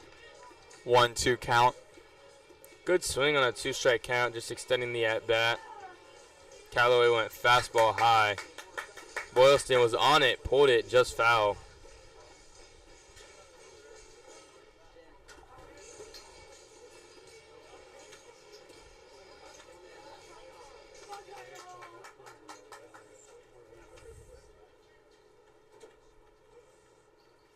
Boylston, off the top of his bat, goes behind home plate up the right side. Foul ball, 1-2 remains the count. A check swing foul ball. It was high and in on Boylston. He tried to hold up, and it just hit his bat. So it would have been a 2-2 count if he had held up. It's now still a 1-2 count. High pitch, 2-2 count. With Boylston, I mean, he's got really quick hands. So he's really able to get around and get to any pitch he needs to. And that's why we saw him turn on that high fastball in a 1-2 count, where most guys aren't even able to catch up to a said pitch. Low out of the hands of the catcher Cockrell as he blocks that 3-2 full count. And I'm just spitballing here, but I can assume Boylston's approach is he's looking for a certain either area or a certain pitch where he is going to hit. Even in a 2-strike count, you just fight until you see a pitch in that area. Whether that be he's cutting off half of the zone and only looking for the top half or the inside half or the bottom half. He's looking for that pitch, and every other pitch he's just working the foul off. And Callaway checked first as Carter was looking to steal.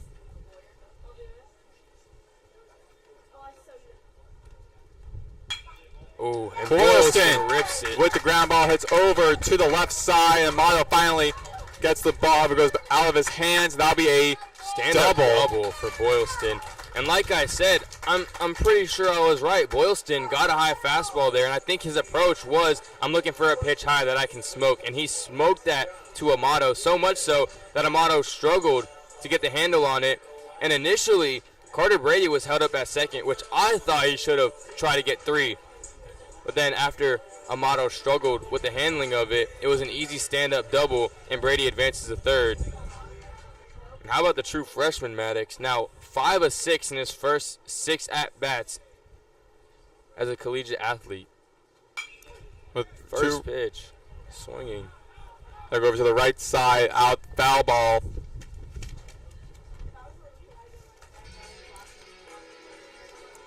John Martinez hitting .625 through 3 games, or 2.5 games, I should say. Another freshman. He's a redshirt, though, while Boylston is a true freshman. 1 for 1 so far in this game. Had that 2-run double in the second inning, driving in the only runs for the Owls so far. And the ground ball down the middle to Lesher. It's going to score a run. To Davis. We scored a run as Brady will get the run. Owls up 3-0. A lot of win here. I will say we are struggling with keeping our papers on the table. And it's definitely affecting the mic quality as well. Good piece of hitting there by Martinez. Just putting the ball in play and letting Brady cross home. Runner on third. No runner on first. Swing and a miss by Lipsy. We're back at the top of the batting order for FAU. Lipsy doesn't really tend to swing first pitch, but we saw a big first pitch swing there from him. Lefty-lefty matchup. He's going to be aggressive. Now is a 1-1 count. Infield is in on Lipsy, trying to prevent him laying one down and scoring Boylston from third. Callaway, a sidearm lefty, has a really nice slider. It's the top of a bat over to the left side out of the stadium. 1-2 remains the count. Lipsy just looking to get anything past the infield here in fair play. It will score Boylston, and Boylston has a lot of speed over there at third as well. Outside 2-2 count. He's going to be playing center field too on defense, I believe, because he did come in for Danny Baez.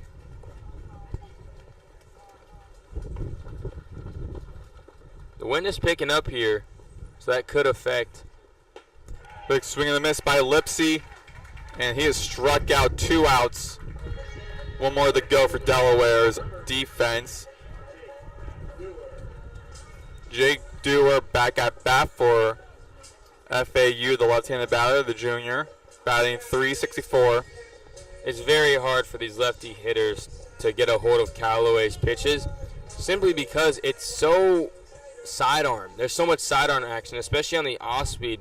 It starts from outside of your frame and travels almost to the other batter's box sometimes. 15th pitch by Callaway will be out, ball 1. Dewar trying to do some damage. After starting 4 for 4 on Friday, has not gone a hit since. Dewar is, as that ball hits over to the left side, foul ball. With runners in scoring position, Dewar is 333. 333, yeah.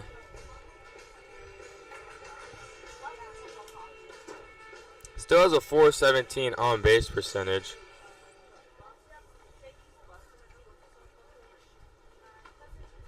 Low and outside. 2-1 is the count.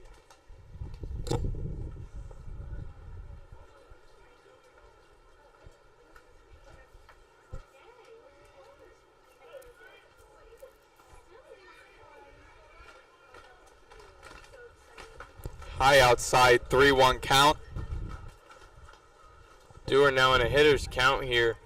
Probably going to be, if as a hitter in a 3-1 count, especially when you're going against a tough lefty-lefty matchup, you're probably looking for a specific pitch with 2 outs, trying to get some late insurance. Owls lead 3-0 over the Blue Hens. And that'll be stand up, Ooh, and that'll be out of the judged wrong hands by of Amato over at the left field. Boylston will score, and Dewar will get the double. A great piece of hitting there in a 3-1 count. He got his pitch that he was looking for. It really should have been a routine out, Maddox, but Amato just misjudged that one. It was really hardly hit, so not really hardly hit, but it was hit really hard. And it just stayed in the air for so long, and Amato judged it, and it went over his head. So a 2-out double drives in 1 for Jake Dewar. Now Romano batting right. The runner on second. Low pitch. 1-0 count. Romano batting .286 through 2.5 games in this series. It's over to the left field. Dewar coming around to score, and he does. Romano stays put at first. Good hit there from Romano with 2 outs, scoring the run. And FAU is up 5-0. Aiden Garcia now coming up to the plate. Recognizable because of his walk-up song, of course. And I'm probably going to say this every at-bat he gets this game. But, of course, he had that grand slam that we called on Friday to really extend the lead.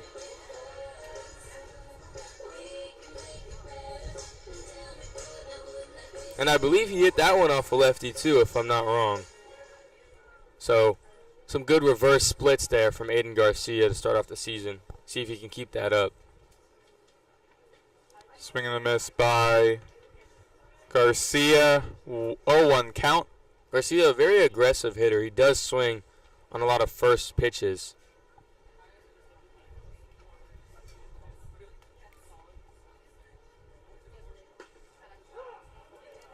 Second strike, 0-2 count. If I'm Callaway here, I'm going to go to that slider away, try to get Garcia to chase in an 0-2 count. But the book is really open here for Callaway, just trying to get out of this inning after allowing 2 earned runs. Outside, 1-2 count. Goes fastball outside there. Interesting choice. I can imagine he'll go back to the off-speed here, 1-2.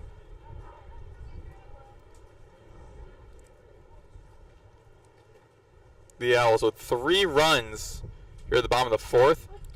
High behind home plate off the left side. Up to go out of the ballpark. 1-2 stays the count. Goes fastball again here, 1-2. Better pitch than the last one. Got Garcia to swing. Garcia flying it right behind us. Infield now extremely shifted to the right. Callaway, I'm begging you, please throw a slider. I promise it will do wonders for you. Low near the ankles of Garcia, 2-2 count. I believe that might have been a changeup. Don't think it had enough horizontal action to be a slider. Already 21 pitches for Callaway. Hits the top of the bat over to the left field. That'll be easily caught by Amato. That'll be the 3rd and final out here at the bottom of the 4th inning. When we return, Tyre, Amato, and Davis will be at bat for Delaware when we return here on FAU Owl Radio on YouTube.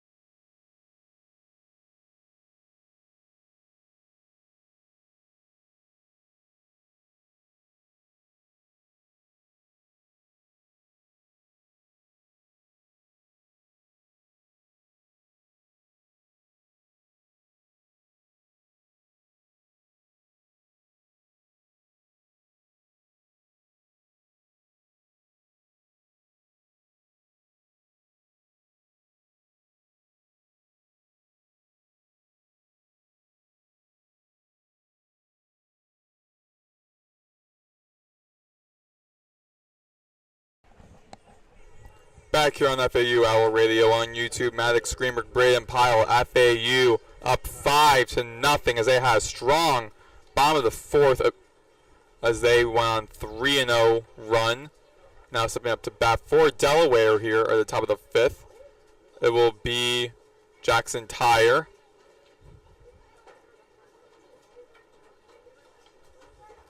Ostrander trying to give the bullpen a bridge gap in the 4th and 5th inning. Outside, ball 1. We saw in the top of the 4th, Ostrander kind of struggled a little bit with his off-speed, releasing it a little bit late, so he spiked it into the dirt a couple of times. It's behind home plate. 2-1 count. 1-2 count, sorry. 1-1 count.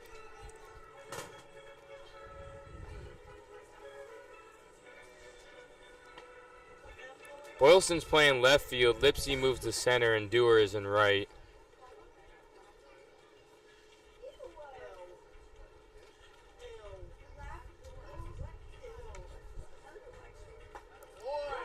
Great off-speed 1-1 count for Ostrander. Gets it in there for a strike.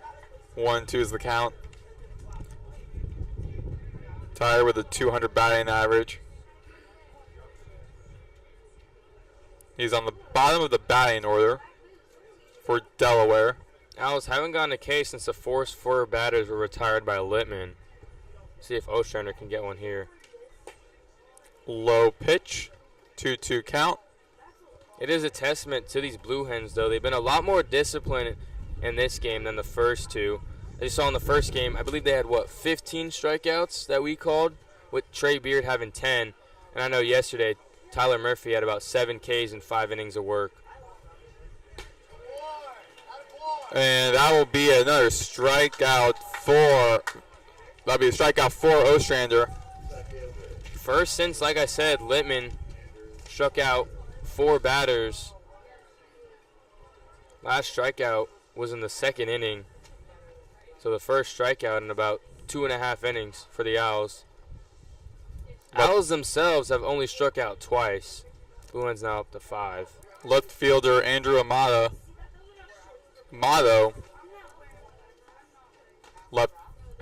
The left batter. High outside, ball 1.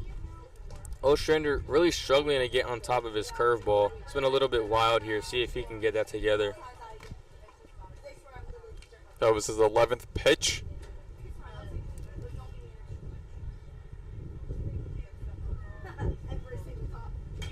It's behind home plate, off to the right side.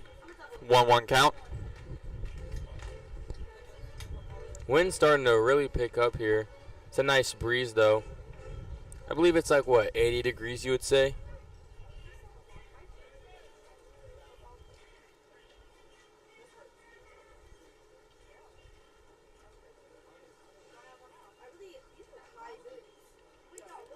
It's behind home plate again. 1-2 count now. Ostrander hunting for back-to-back Ks here to start the top of the 5th. See if he can get that done. Amato's a tough cookie to strike out, though. He is the leadoff hitter for Delaware. Amato having 3 hits, 1 run, walked once, struck out 4 times this season. I stand corrected. He's struggled with the strikeouts. High outside, 2-2 count. With 1 out, bases empty. Infield shifting to the right.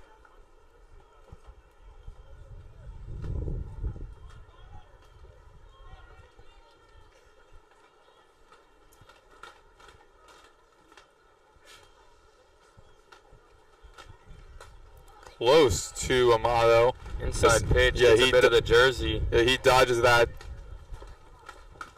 They're going to rule that. I'm guessing they're going to rule that hit by pitch. He dodges the contact, but it does hit the jersey, and jersey counts as your body, so it's going to be a hit by pitch. And he's able to walk to first. That'll be the first walk that Ostrander has allowed, or the first batter Ostrander has walked. Now up to bat is Vincent Davis, the right-handed batter. Sophomore batting .222. He's made some solid plays over there at first. 16th pitch is a strike for Ostrander. 1 out, runner on first. 5-0 FAU. We're here on the top of the 5th. FAU on defense, Delaware on offense.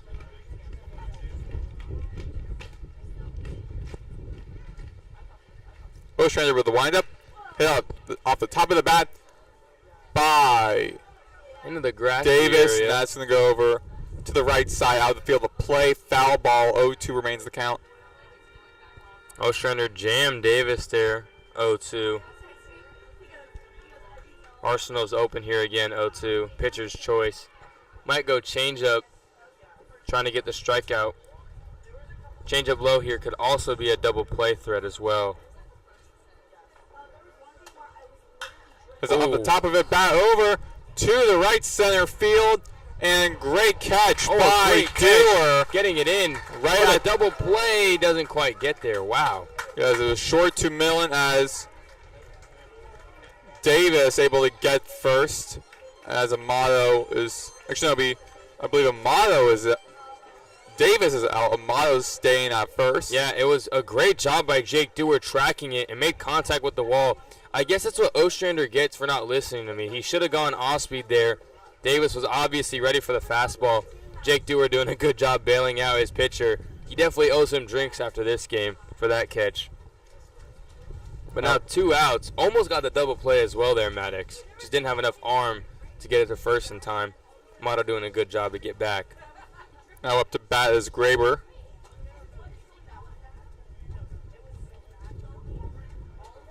With a runner on first, and Ostrander checking Amato at first. Close call there on the pickoff. 2 outs. Graber batting with 200. His third at bat his third at bat.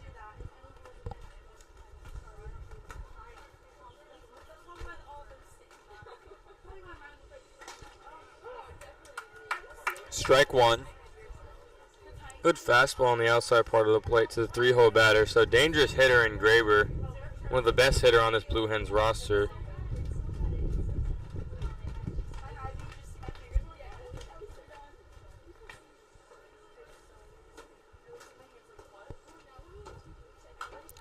Goes behind home plate. 0-2 is the count. Big swing from Graber. He's looking to add 2 to the board with that type of swing. With runners on base, he's 250. So .050 better than the difference between his batting average and with runners on base. He has a runner on first. Infield shifted to the right. Swing and a miss. And Garcia looks a little bit shaken up. He's fine. Guess they're going to be rolling out a ball. So the count's going to be 1-2. Graber's got almost a Jock Peterson-esque swing where he strides outside a little bit and just gets all of the torque he can get into his swing. You got to have really flexible hip flexors to pull off a swing like that and not, consistently be in pain. I guess it's going to be a foul ball because the scoreboard still says 0-2. Yeah, it was a foul ball. Umpire just checking up on Garcia because it did hit him in the thigh area.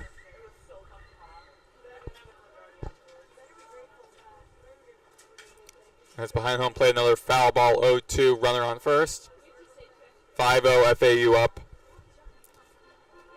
FAU has 5 hits, Delaware has 4. All 4 were off Littman as well. Have not gone a hit since Littman's exit in the 4th.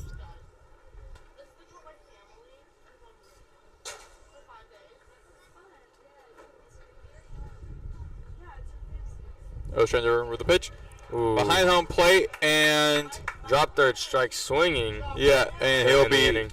out, and that'll be the end of the top of the 5th inning. When we return here at the bottom of the 5th, it will be Ward, Millen, and Brady for FAU here on FAU Owl Radio on YouTube.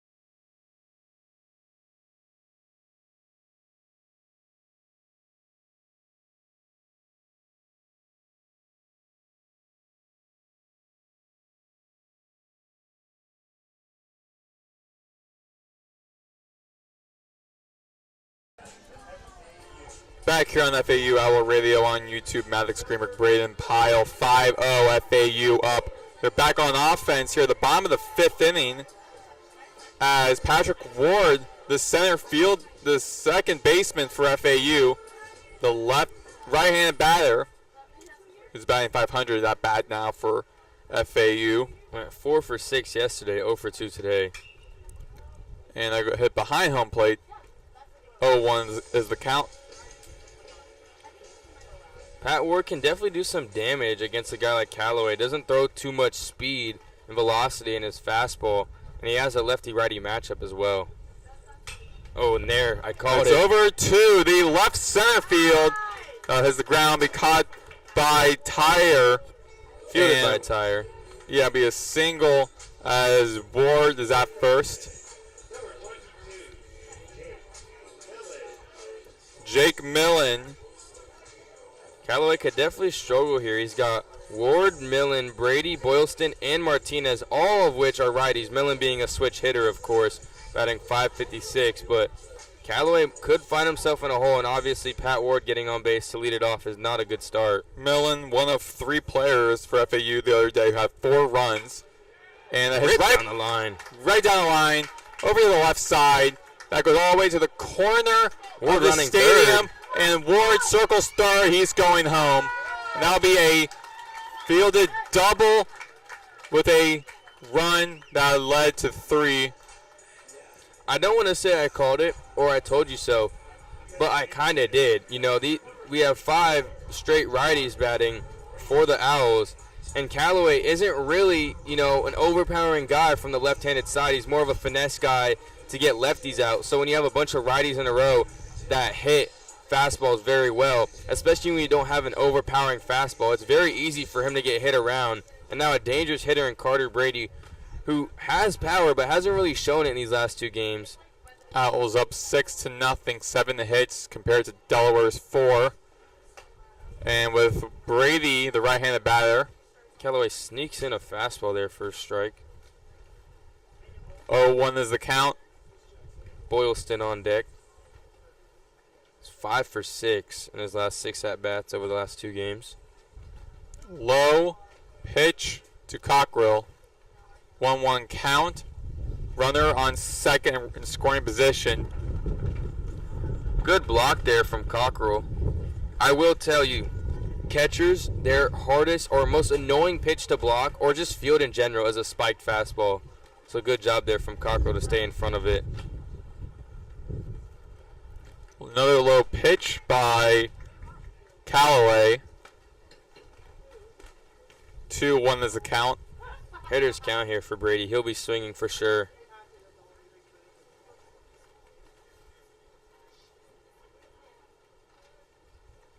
Check second. Swing hits the top of the bat behind home plate. 2-2 count. That was a foul ball. Now 2-2. Good job by Callaway there, getting that second strike.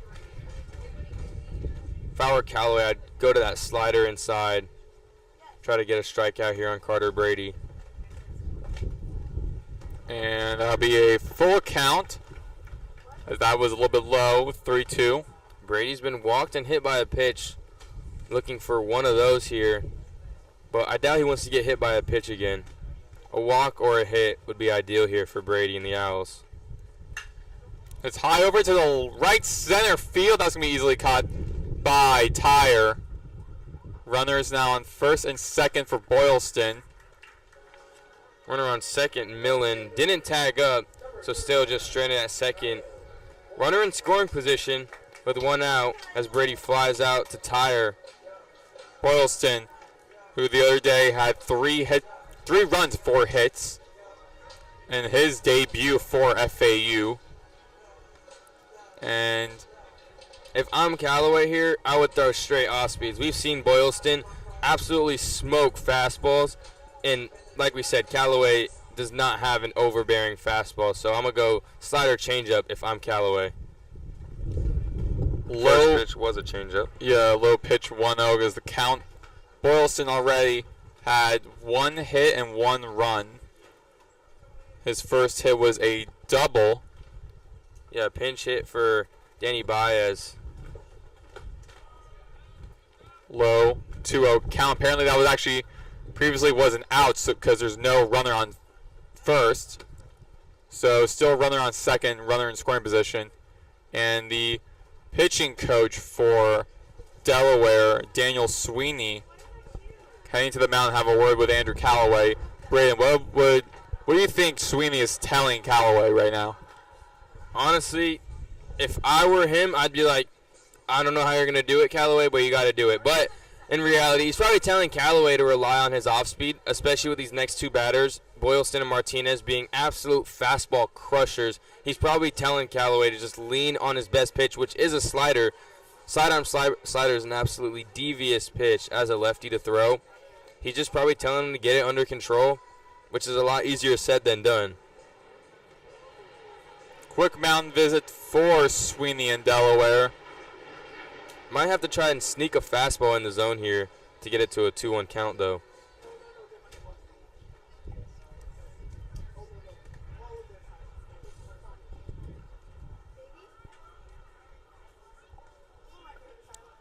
Callaway and Boylston.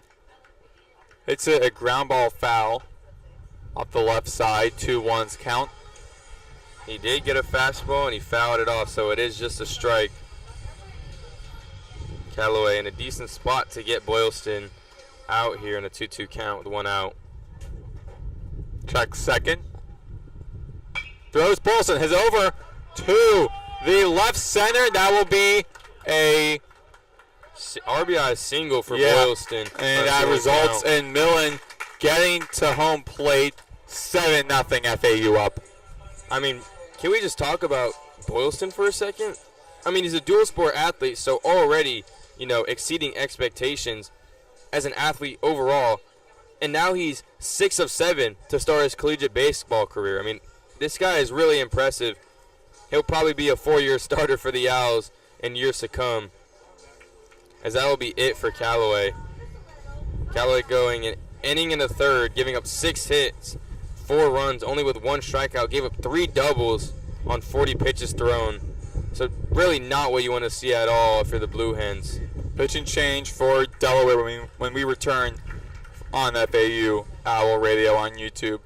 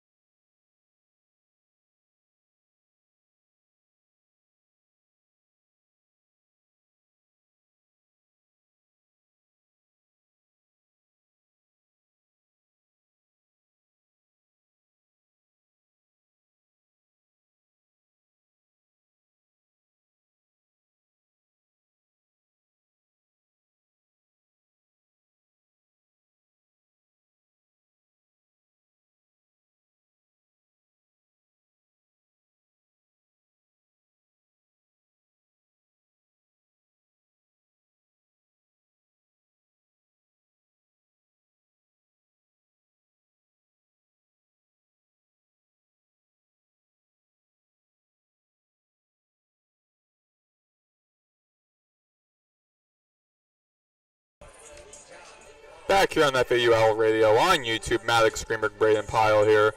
as FAU is up 7-0. They're here on the bottom of the 5th inning. They're up 2 runs to none as Boylston is at first. Delaware makes a pitching change. That'll be number 12, the left-handed pitcher, Carter Welch. And at bat for FAU is John Martinez, the bottom of the batting order. Going to the lefty out of the pen here. With Martinez being a righty. Checks first. But Lipsy and Dewar being lefties, you get that matchup. Martinez batting .556, the freshman right-handed batter.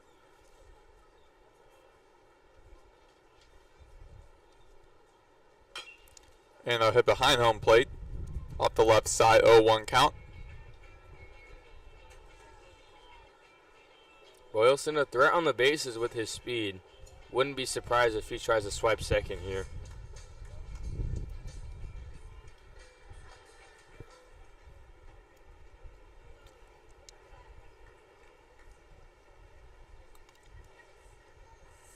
Outside, 1-1 count. Well, trying to sneak in a fastball on the outside part of the plate for a strike. Doesn't get it to go.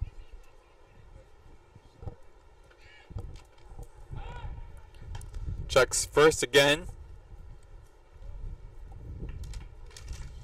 It is a very nice day to play some baseball, though. Nice breeze, so it's not too hot. About 80 degrees.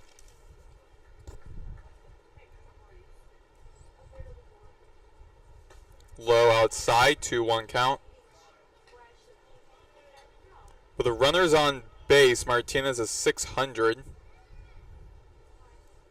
His third at bat. It's a 1445 OPS through these first 3 games. Down the middle to the left side between shortstop and second base, now being out. Yeah, double play by Lesher. Tags second, throws over to first for Davis. Gets the double play to end the inning. When we return here on FAU Owl Radio, Delaware's Evan Bolden, Aiden Stewart, and Rory Finn will be on offense. At the top of the 6th, there'll also be a new pitching change made for FAU, which we'll bring up when we return here at the top of the 6th on FAU Owl Radio on YouTube.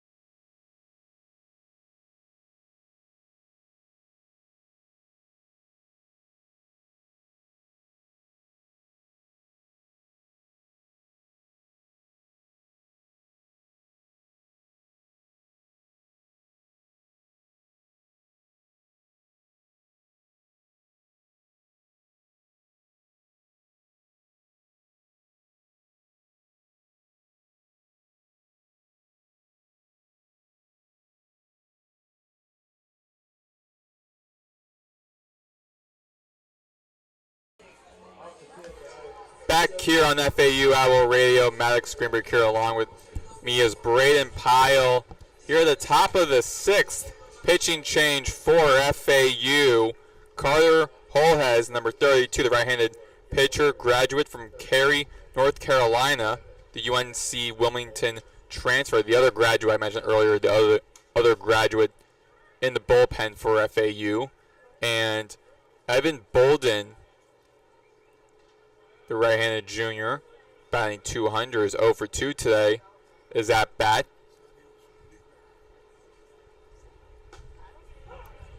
Strike 1.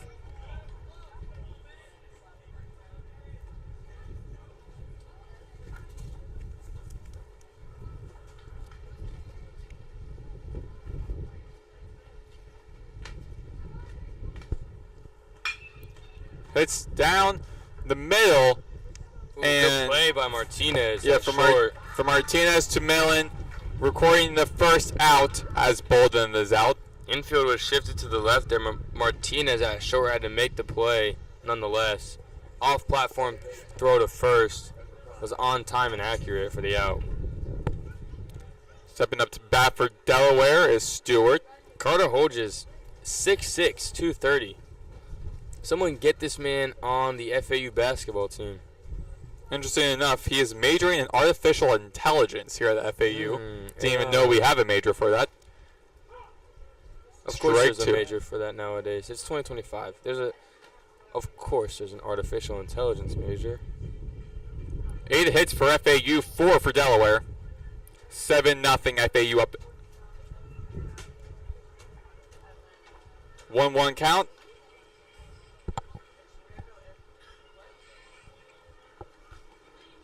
Nicknamed the Sniper. Carter Sniper Holges. It does have a ring to it. Out of the hands of Garcia. And be a 2-1 count. So far, no teams have committed an error. Love to see it as a baseball fan.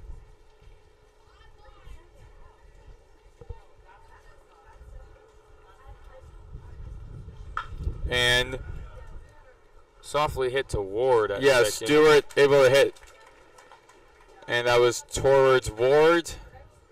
Second out. Now up as a designated hitter. Rory Finn for Delaware, the right-handed batter, who's also 0 for 2 today, batting .300. The freshman, he had 4 RBIs on Friday. Has not gotten a hit in either game since. Bases empty. Also had a home run in that game.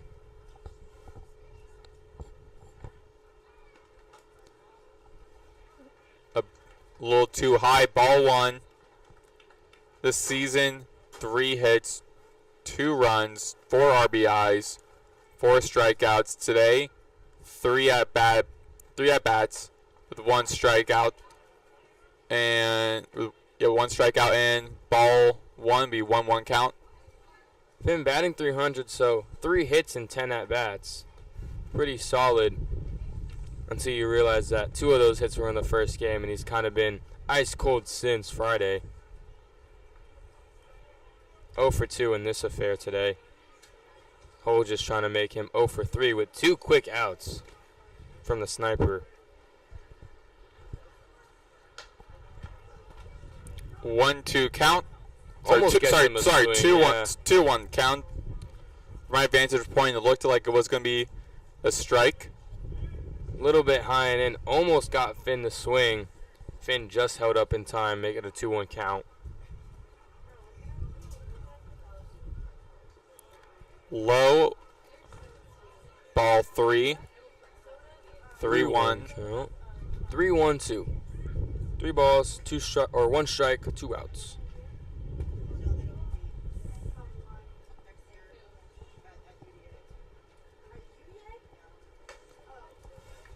Inside, full. We actually a walk. As that was the 4th and final ball. Hole has walks Finn. Delaware's left 6 on base this game. FAU leaving 5. FAU also having 7 runs to Delaware 0. So those runners left on base are very crucial for the Blue Hens. Not as crucial for the Owls. Lesher at batting right. Low pitch. 1-0 count. Hasn't really been able to find the zone after the first 2 batters grounded out and got him out with a lot of ease. He's kind of struggled these last 2 batters. Hasn't thrown a strike in a minute. Finally gets one in there on the 1-0. It was a 1-1 count.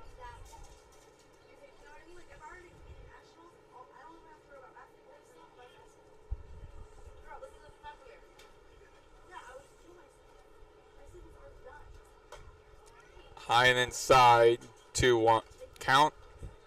If Hole just lets this guy on, if he lets Lesher get on base, I can only imagine the pitching coach for the Owls is going to come out and have a word with him. Getting 2 easy outs, like I said, but now struggling these last 2 batters.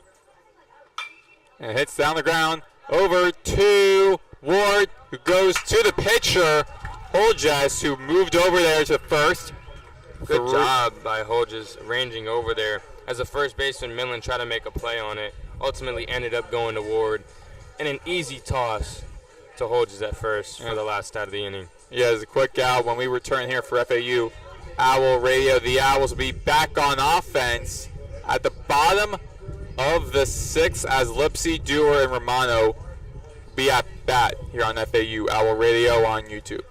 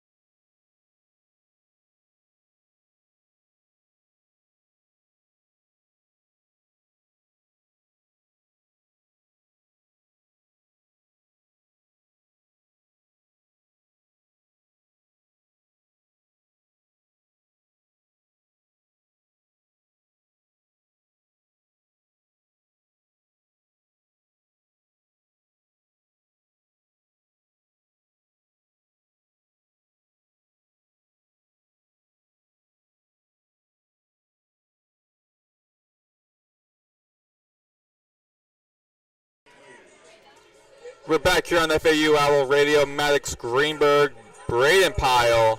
John Schroeder's going to be pinch hitting here for Marshall Lipsy. Here at the bottom of the 6th, FAU on offense. And John Schroeder now on be batting for FAU, his first at-bat today.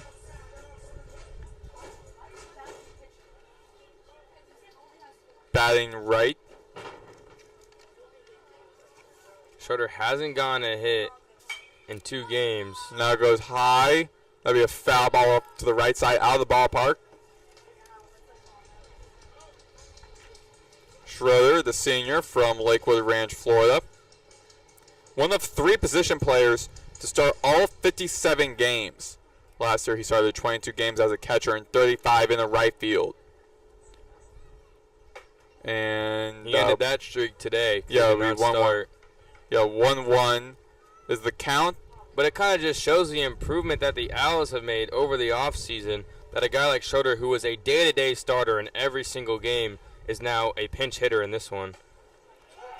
Strike 2, 1-2 is the count. He also led the Owls last year with 10 home runs and 50 RBIs. And you're talking about the offseason changes, Brayden. The Owls have 18 new players, 3 who didn't play last season that returned, and lost 19 players who either graduated or transferred. It hits Schroeder. There's a ground ball, hits over to the left side, down the line of the third base, ricochets off the base, into the air. Schroeder makes it to first.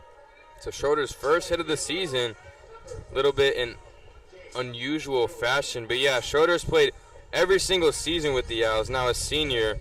Career .279 batting average, has 17 home runs, 91 total RBIs, and a career .336 on base percentage. So, you know, every hitter struggles, but it is out of the ordinary for him to, you know, not have a single hit through 2 games. Now with his first hit, batting .091.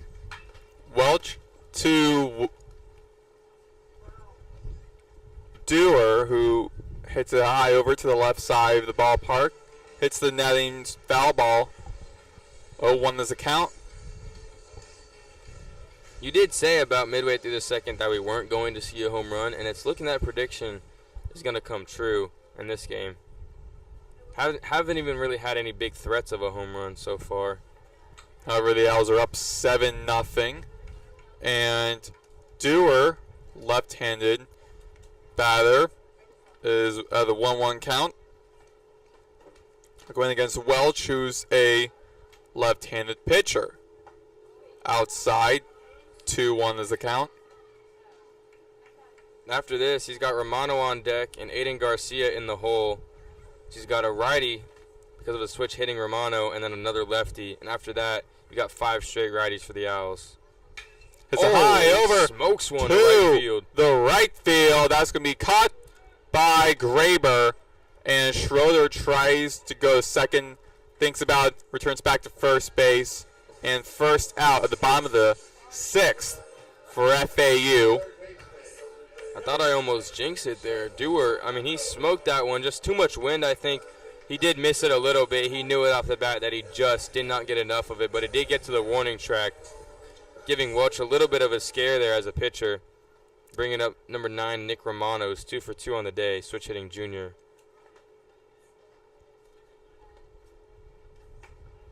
And Welch's 13th pitch will be a strike. Last time Owls have gone scoreless in the bottom of the inning was back in the bottom of the 3rd. Big swing and the miss by Romano.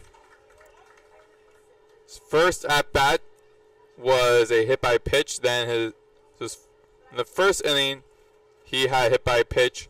Then the 3rd he had a single.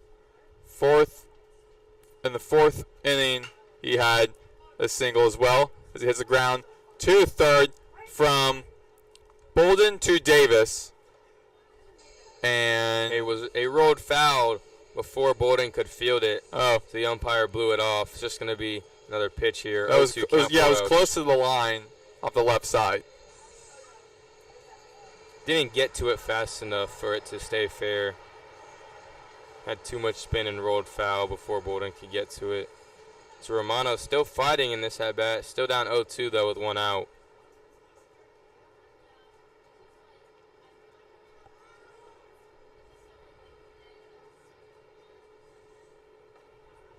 And Schroeder's going to steal second. He in there safely. Is ruled safe.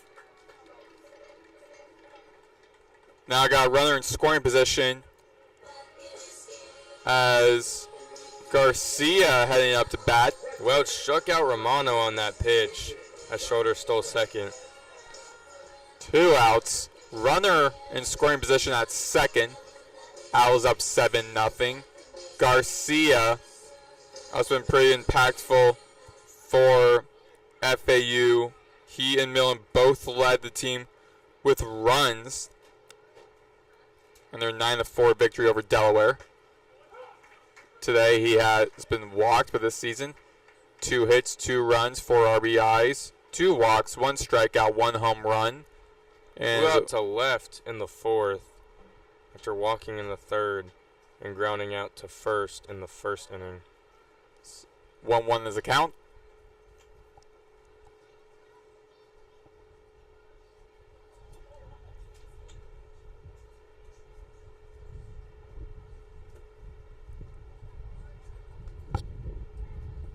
Check second, and going to be a 1-2 count as I was down the middle for a strike.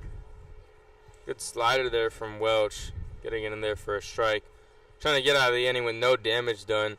Blue Hens, like you said, have only shut out the Owls in 2 innings, the 1st and the 3rd. Trying to shut them out here in the bottom of the 6th.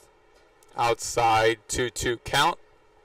Blue Hens getting shut out for the game, trailing by 7. Have 4 hits, though, and have left 7 on base. Haven't gotten a hit since the true freshman James Littman left the game in the 4th. It's over to the left field. Slicing. Amato with a great catch. Right at the warning track. That'll be the 3rd and final out. Amato having his fair share of struggles in this game. Almost made up for it in a sense with that diving catch. When a left-hander hits it the opposite field like that, it definitely has some slice to it, so it's fading away from him. Good job to speed up and make the catch there. Owls still up 7-0, but have been now are scoreless in the bottom of the 6th inning for the first time since the bottom of the 3rd, when we return here on FAU Owl Radio. Delaware will be at bat with Cockrell, then Tyre, then back to the top of the batting order with Amato, who just made that incredible catch for the third and final out here on FAU Owl Radio.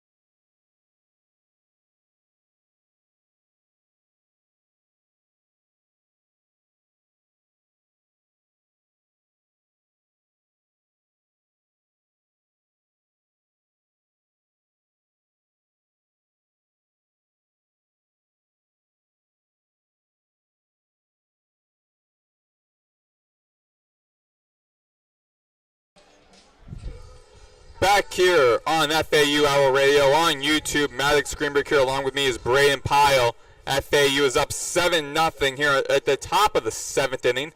Pitching change for FAU, as it will be number 28, Joey Abazia, right-handed pitcher, the freshman from Coscop, Connecticut, pitching to Cockrell, the catcher of Delaware at bat. Went to American Heritage High School, which is a profound school for baseball. Several players for FAU have also went to American Heritage in Delray Beach. In his career at American Heritage, had a 1.54 ERA with 117 strikeouts, and was the 2024 Class 4A 13 Pitcher of the Year. 2-0 is the count. Abazia Ooh, good with command a fastball strike, there. 2-1. Boylston now in center and Schroeder in left.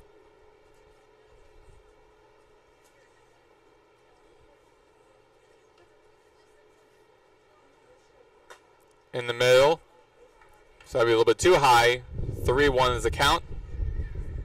I'd like to see Abizia try to work his off speed here. He's thrown primarily fastballs in this at bat, now down 3-1. Might see another command fastball here down in the count though.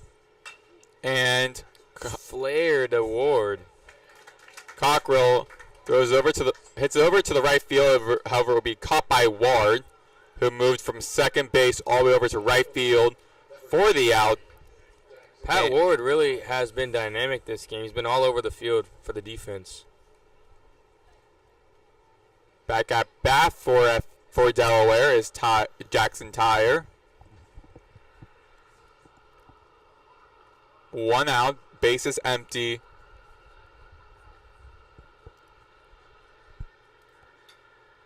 Abazia pitches down the middle, strike 1. Good off-speed pitch there to start off Jackson Tyre. He's 0 for 1 today and 167 in this series.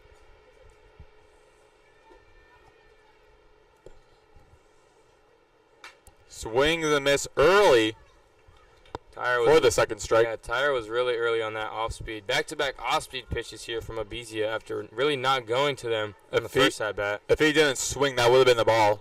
For sure. It was way out. Abazia with the windup.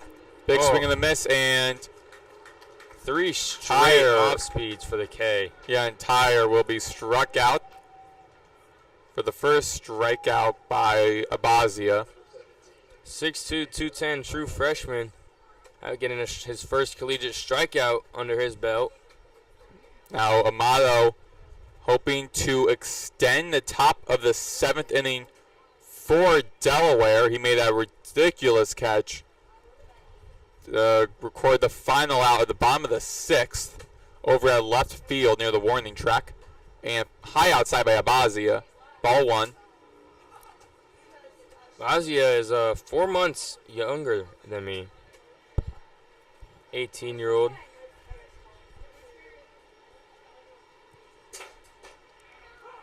Strike 1. 1-1 count. Good off-speed again from Abazia. I really like to see him lean on his off-speed, mainly that changeup and that slider that he's shown.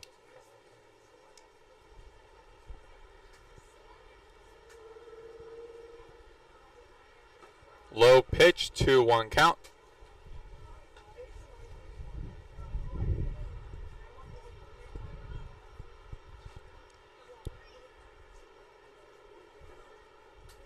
Infield shifted to the right.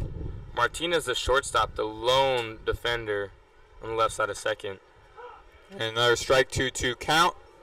Moving Romano just to the right of second base. Yep, there are 3 defenders on the right side between first and second.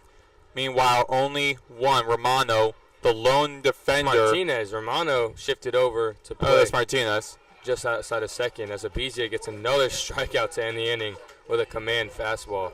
And when we return on FAU Owl Radio, Ward, Millen, Brady here on FAU Owl Radio on YouTube.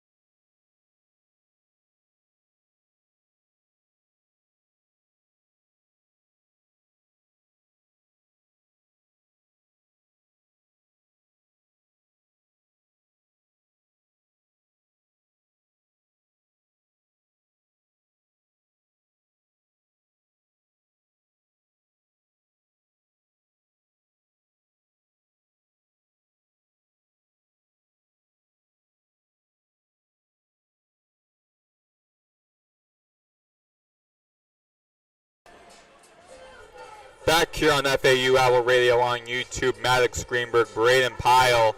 Here at the bottom of the 7th inning as Patrick Ward at bat for FAU. Owls up 7-0. And Carter Welch inside, strike 1. That was his 22nd pitch. Welch now facing that string of 5 straight righties in this Owls lineup. Ward swings, 0-2. Ward, Millen, Brady, Boylston, and Martinez, all righties. Ward batting .556.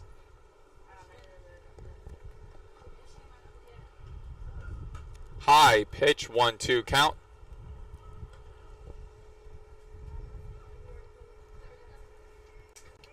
Today he has 1 hit, 1 run, 4 at-bats.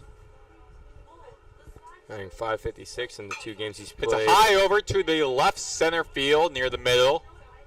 And that will be caught by Jackson Tyre. Deep in the left center field. Strike 1, out 1.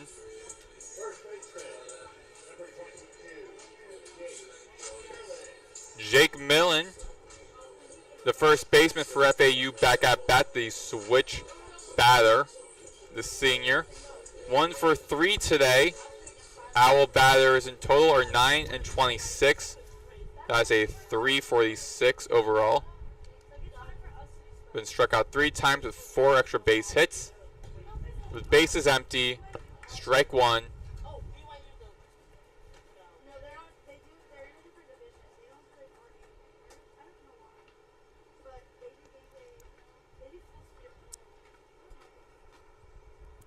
And Millen hits it over to the left center field. That'll be grounded out. And Millen would go over to the second field. That hits all the way over to the wall at the warning track. Back-to-back doubles in 2 plate appearances. His last 2 plate appearances for Jake Millen. Had a double in the 5th for an RBI and came around to score. That was the 10th hit by FAU. And now up to bat is Carter Brady.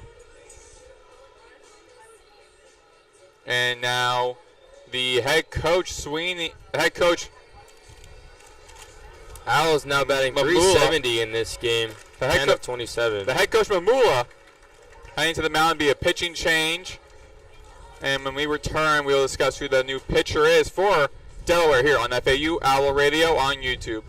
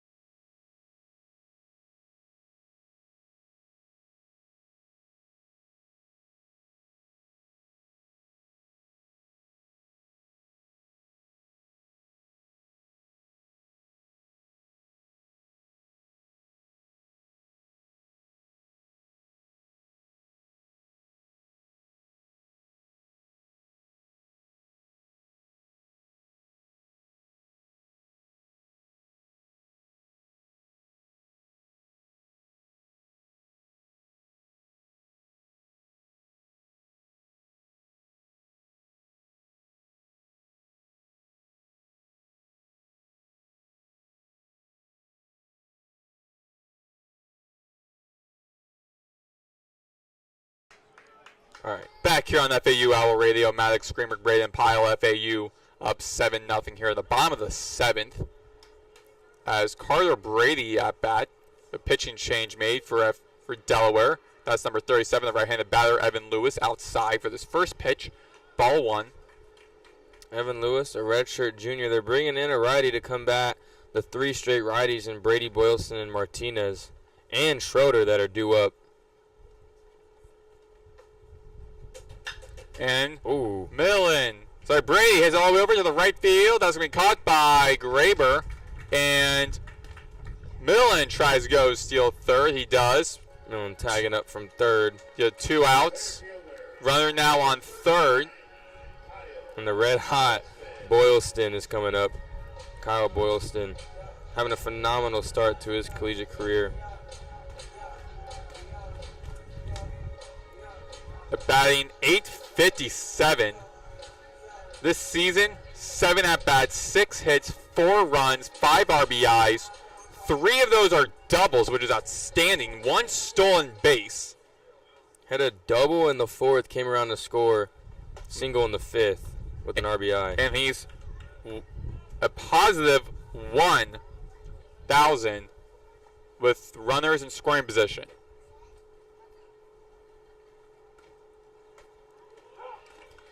One count. That was the first one was a ball. Second one was a strike.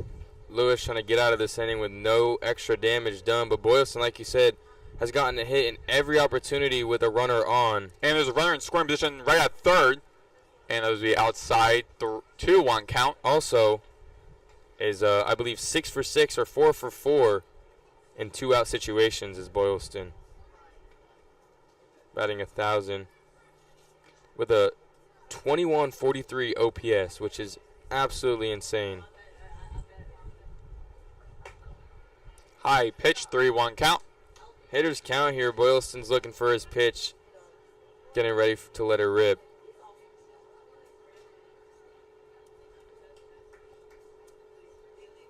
Looking for that high fastball that he loves to see so much. Draws a walk. He walks Boylston. Boylston's first walk of his career here at FAU. He didn't play at all in the. This is actually his first season at FAU. Got LaRoe up now, getting subbed in for John Martinez at short. So it looks like John Martinez's day is done. Randall LaRoe has not recorded a hit this season. Went 0 for in the game on Friday and Saturday. Randall LaRoe, senior from Markham, Ontario, Canada. At batting right. Subbing in for Martinez. And be a strike one. LaRoe also one of the 3 position players who started all 57 games last year. And behind home plate, that'll be another foul. That'll be a foul ball. 0-2 is the count. 1 of 2 to start every game in the same position as shortstop last season. He started his last season with a 6-game hitting streak. Homered in the season opener against number 6 Vanderbilt when they were on the road.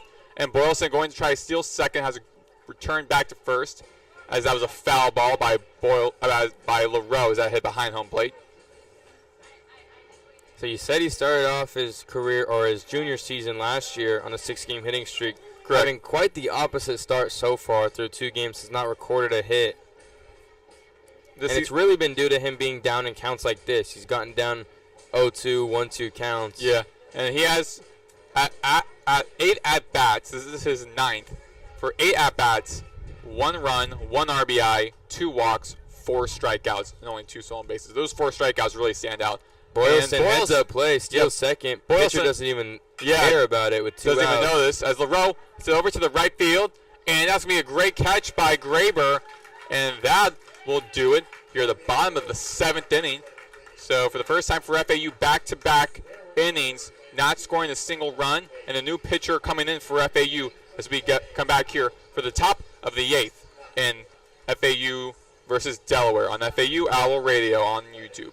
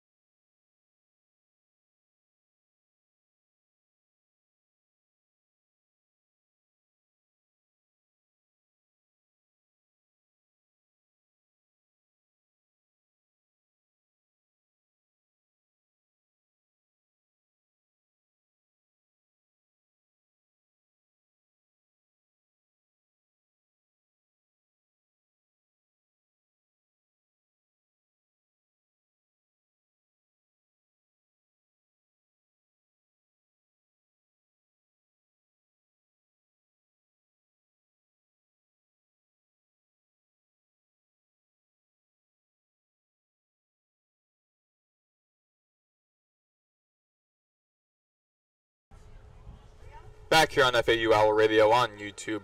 Maddox, Greenberg, Brayden, Pyle, 7-0 FAU. Still up. Here at the top of the 8th, the new pitcher for FAU as Dawson Ball, the right-handed senior from Wellington, Florida, with a strike to Vincent Davis for Delaware, the first baseman for Delaware. Right-handed batter, sophomore. 1 for 3 today with a 200 batting average. Low pitch as it hits right before home plate. Ball 1-1 count. Dawson Ball in 32 appearances has 36 strikeouts on his career, but a 1.41 whip, which is not the best.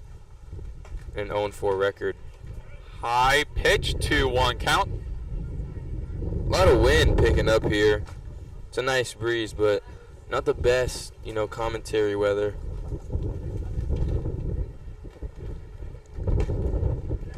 Three 1 count for Dawson Ball. Davis, 4th at bat. 1 hit, 1 strikeout this season. 10 at bats, 2 hits, 1 walk, 4 strikeouts, 1 stolen base. And that'll be a 3-2. We're at a full count now. Here at the top of the 8th, Owls looking for the series sweep to start the season off 3-0. After last season, they ended the season 28-29, and walks Davis. Owls have struck out 8 in their previous 2 games in the series. 12 strikeouts yesterday and 15 on Friday, so have had double-digit strikeouts. See if they can keep that up here. Like I said, have 8 strikeouts through 7 innings. And Graber for Delaware, that bat. Aaron Graber, and batting left, that will be a 1-0 count. The senior from West Deptford, New Jersey. Whoa, he just got sorted there for strike 1. At the 1-1 count. FAU leads this series 10-1, winning the last 2 games in their season opener. They've won the last 4 games versus Delaware. All of those games have been here at FAU Baseball Stadium. Big swing and a miss by Graber, 1-2 count. Ball maybe looking for a double play ball here. A strikeout, I guess, will do the job as well. I guess. Low, 2-2 count, as that was a ball. Trying to get him to chase on the low end and slider. Graber's not having it. Graber's done his fair share of chasing pitches out of the zone, though, in this series. So a good idea there from Dawson Ball. Yeah, with a runner on first, he is 200, and a big swing and a miss. However, he really struck out. First strikeout for Dawson Ball. Went back to that slider that Graber just took. He said, do it twice in a row, buddy. Couldn't do it. And now big swing. And now Evan Bolden for Delaware at bat. Batting right. With 2 outs, runner on first. You're down by 7.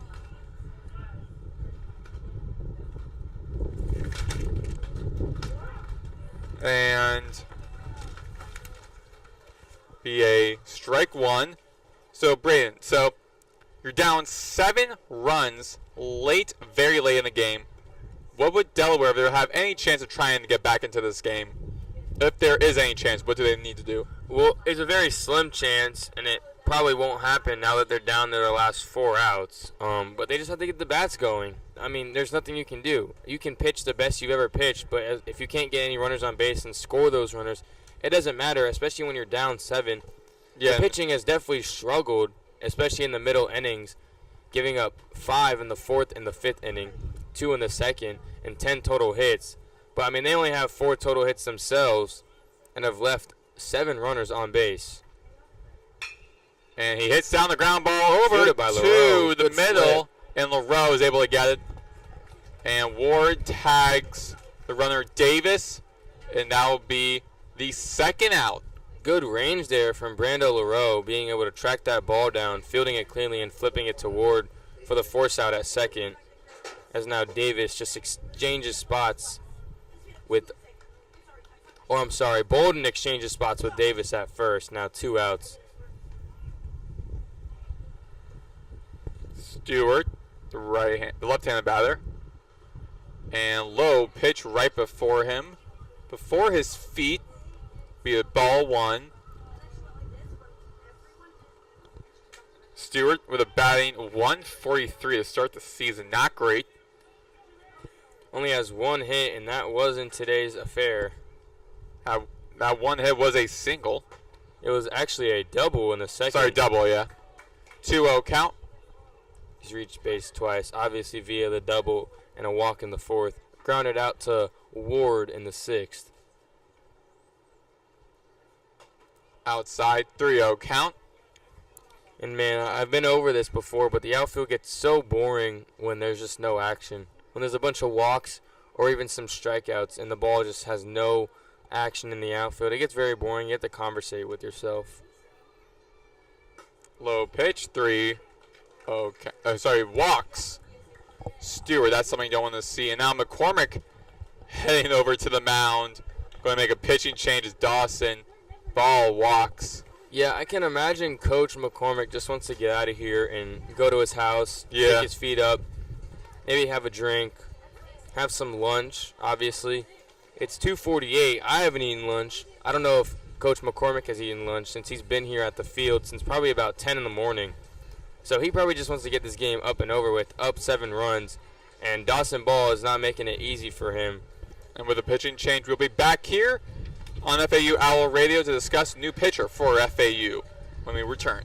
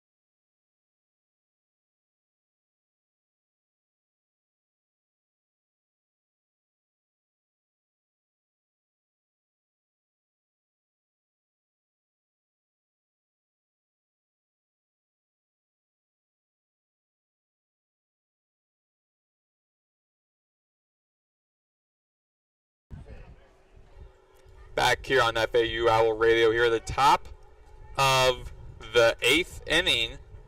FAU is up 7-0. Pitching change for FAU. That's right-handed pitcher Ryan Buckler, the sophomore from Barnstable, Massachusetts. Virginia Tech transfer. And down the middle. We saw him pitch on Friday. Yeah, there'll be a little bit outside, ball 1. Buckler appeared in the Friday game, very late in the game.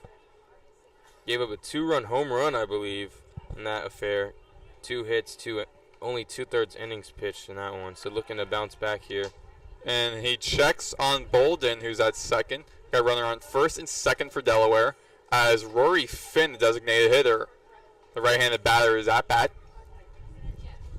when there are runners in scoring position, which there is one, he is 333, but his batting average overall is 300. 2-0 count. Blue Hens down their last 4 outs, down 7 runs, so it's looking very bleak here. FAU looking to get the series opening sweep, up 7 runs.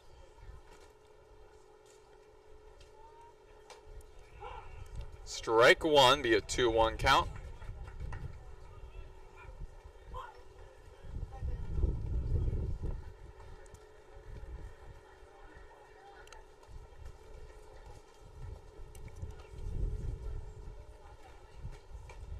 Wind up outside they'll be inside 2-2 count.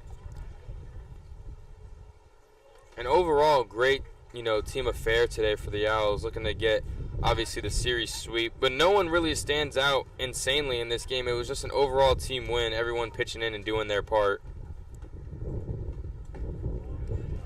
3-2 full count. Right here, you just got to throw a strike.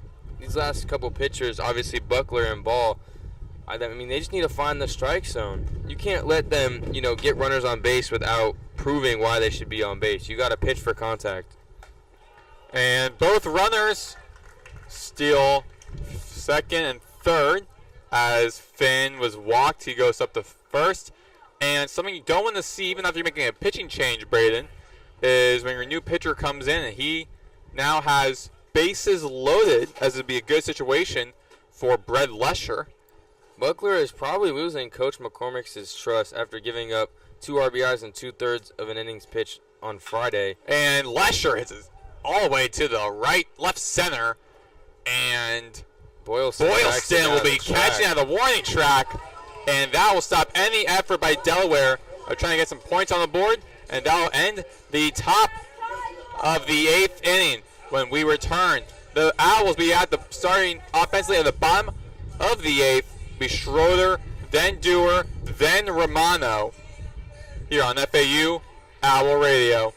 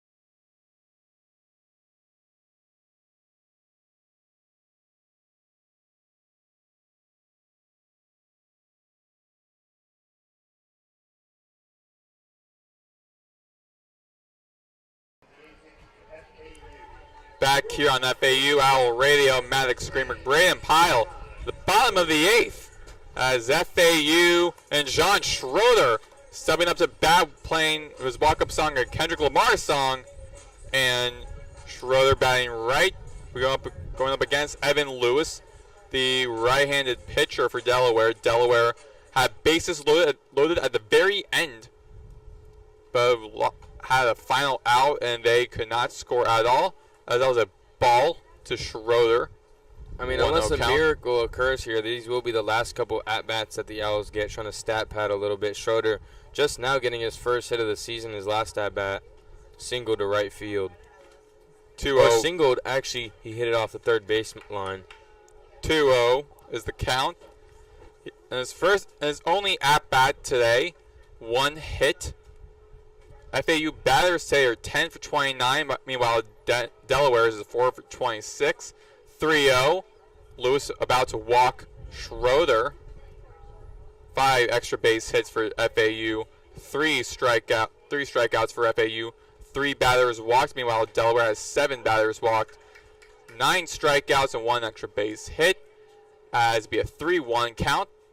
Hitters count here 3-1. Schroeder's going to be taking a big swing. He has 17 home runs in his career. Big swing and a miss. 3-2 count. A little bit late on that fastball over the plate. Lewis hasn't struck out any batters. He has walked a batter, though. Pitched .2 innings. Faced 3 batters. This is his 4th. A big swing and a miss. And Schroeder struck out. Now heading up to bat. Gets Schroeder to chase high and out of the zone. Up to bat now is Jack Dewar, the TCU transfer. Jake Dewar, 1 for 4 in this game. 385 average through 3 games.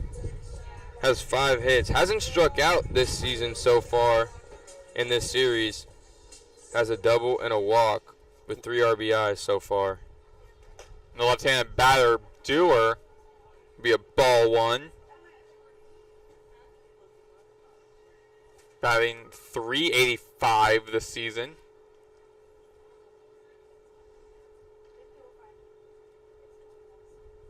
Today he got a double. 2-0 is the count. Yeah, in the 4th he had a 1 RBI double and later came around to score. Last at bat flew out to right field.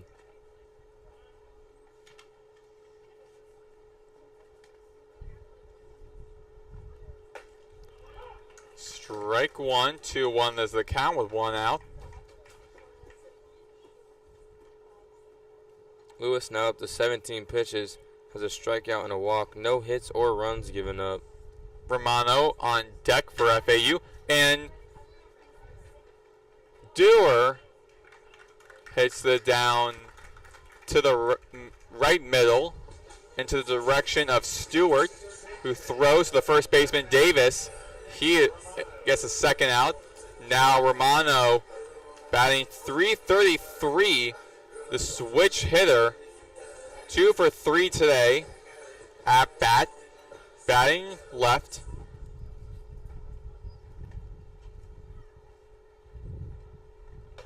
And that will be a ball 1 from Evan Lewis. His 22nd pitch.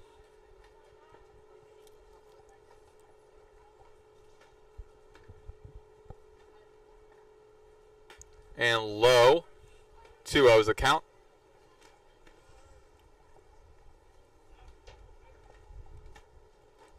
Game now approaching its 3rd hour of game time, 3 o'clock EST, as we're on the bottom of the 8th. Doesn't swing, 2-1 count.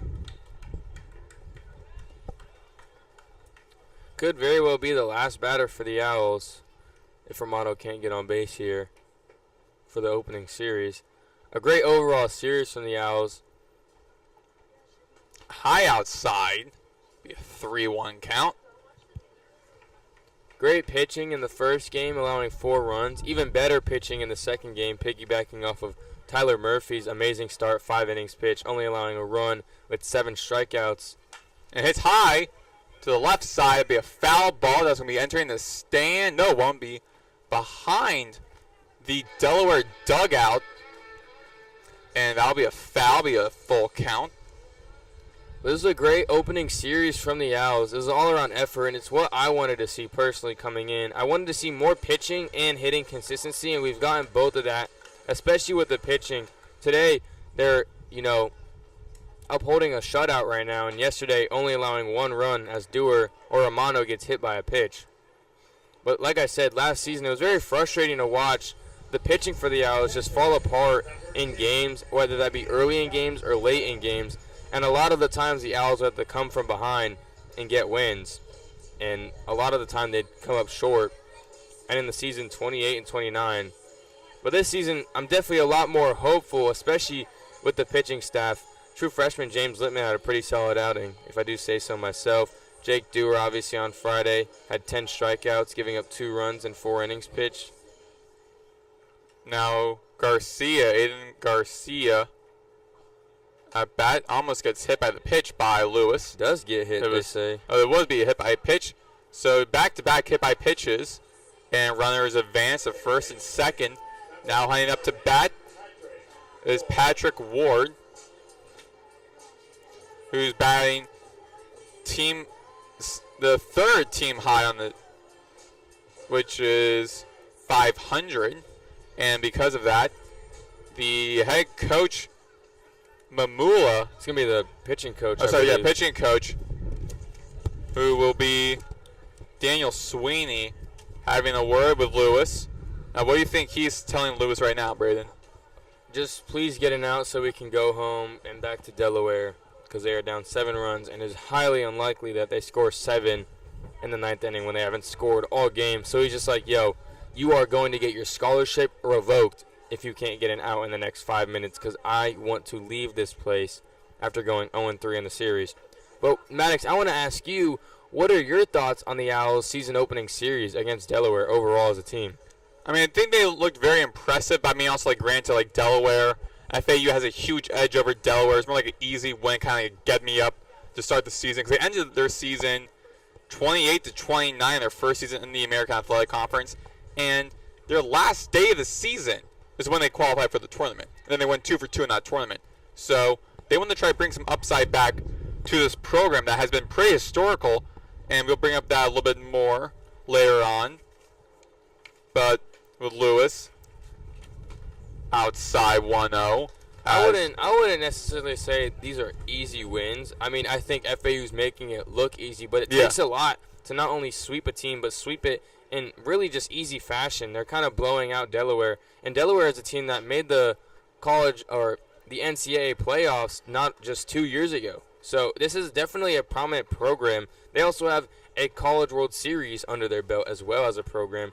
They have 200 MLB players in total, 14 active MLB players. So it's not like this is just a scrubby program. This is a solid baseball program, and FAU is just outshining them in this series completely. And that'd be a 2-1 count. But looking at FAU, they have 14 NCAA regional appearances. The last one was in 2019. 1 NCAA Super Regional appearance in 2002.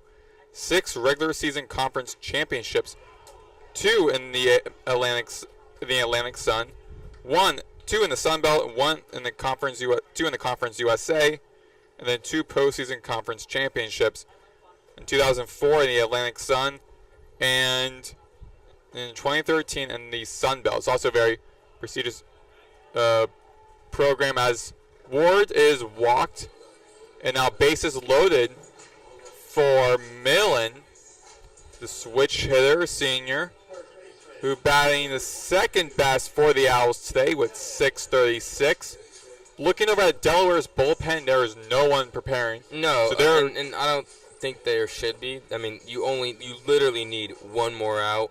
I don't care if Lewis gives up 4 runs here and gives up a grand slam. He's going to stay in the game and try to get one out. You don't want to waste an arm when you're down by 7, and this game is pretty much out of reach.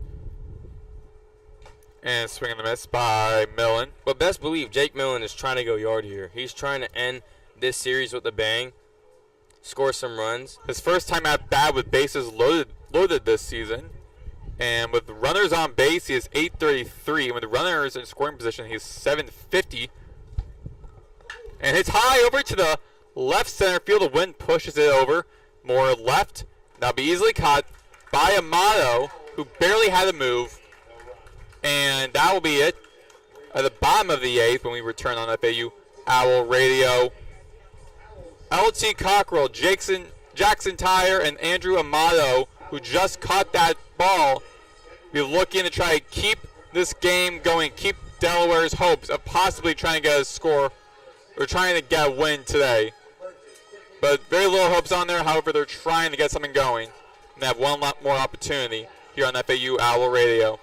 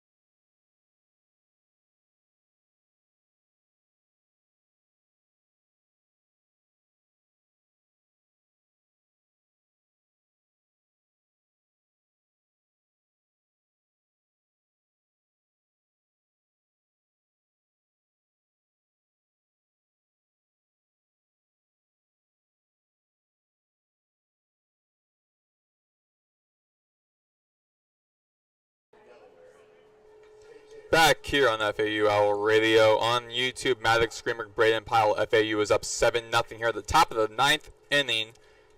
And Delaware has 3 batters hoping to bring in some hope to this Delaware team and then try to avoid a shutout.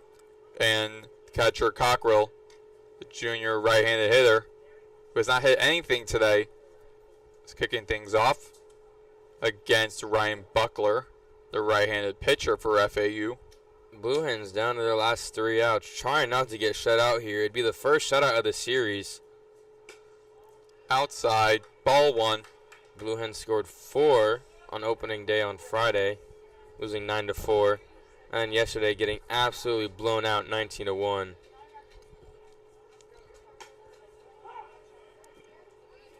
One-two count. Buckler looking to add to the strikeout count and make it 3 straight games for the Owls where they have double-digit strikeouts. And Cockrell hits it over to the left field, be caught by Schroeder. Frey, actually. Frey was up to bat. Now Frey is up to bat for Delaware. It's actually number 14. I'm not sure who that is. Pinch hitting. They're just clearing out their bench here, Maddox. For Delaware, we actually have be 14. Tanner Donati, the sophomore from Pittsburgh, Pennsylvania, as he hits a foul ball, rolls left. Strike 1.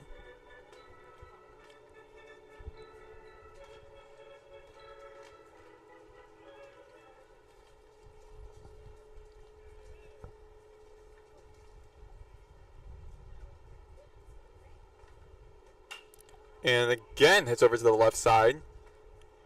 Behind home plate. We have foul ball. 0-2 is the count. Buckler now has Donati in an 0-2 count. And I really want these Owls to have 3 straight games with double-digit strikeouts to start off their 2025 campaign. And down the middle, down the baseline. And that'll be easily caught from LaRoe to Millen. Second out. Soft ground bow to LaRoe. Ground bow? Ground ball to LaRoe. Easily fielded and handled, thrown over to first for out number 2. Blue Hens down to their last out.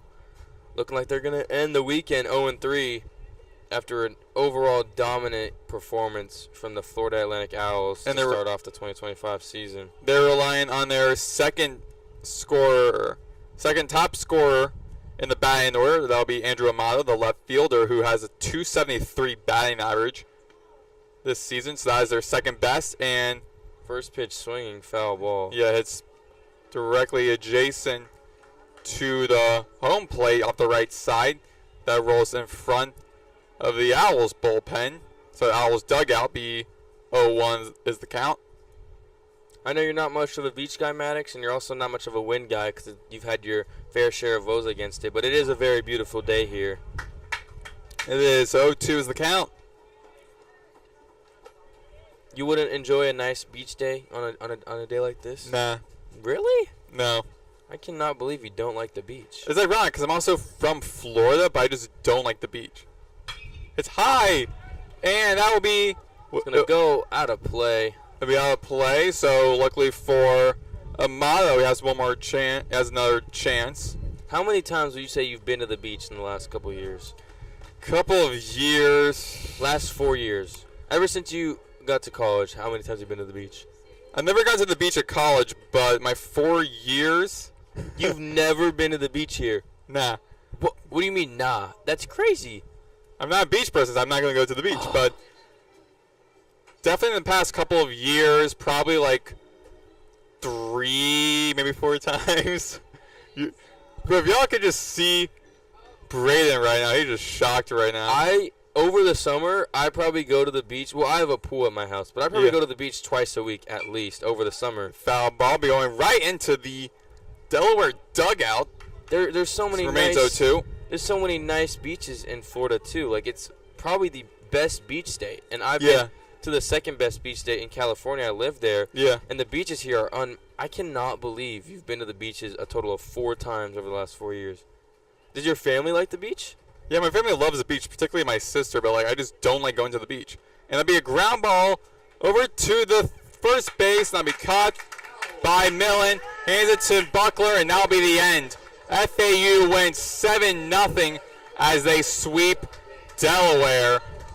Their next game will be a one-game matchup between them and Miami this Tuesday at 6:30 p.m. Owl Radio on YouTube. We'll have the call for that game. Signing off for FAU Owl Radio, I'm Maddox Greenberg. He is Brayden Pyle.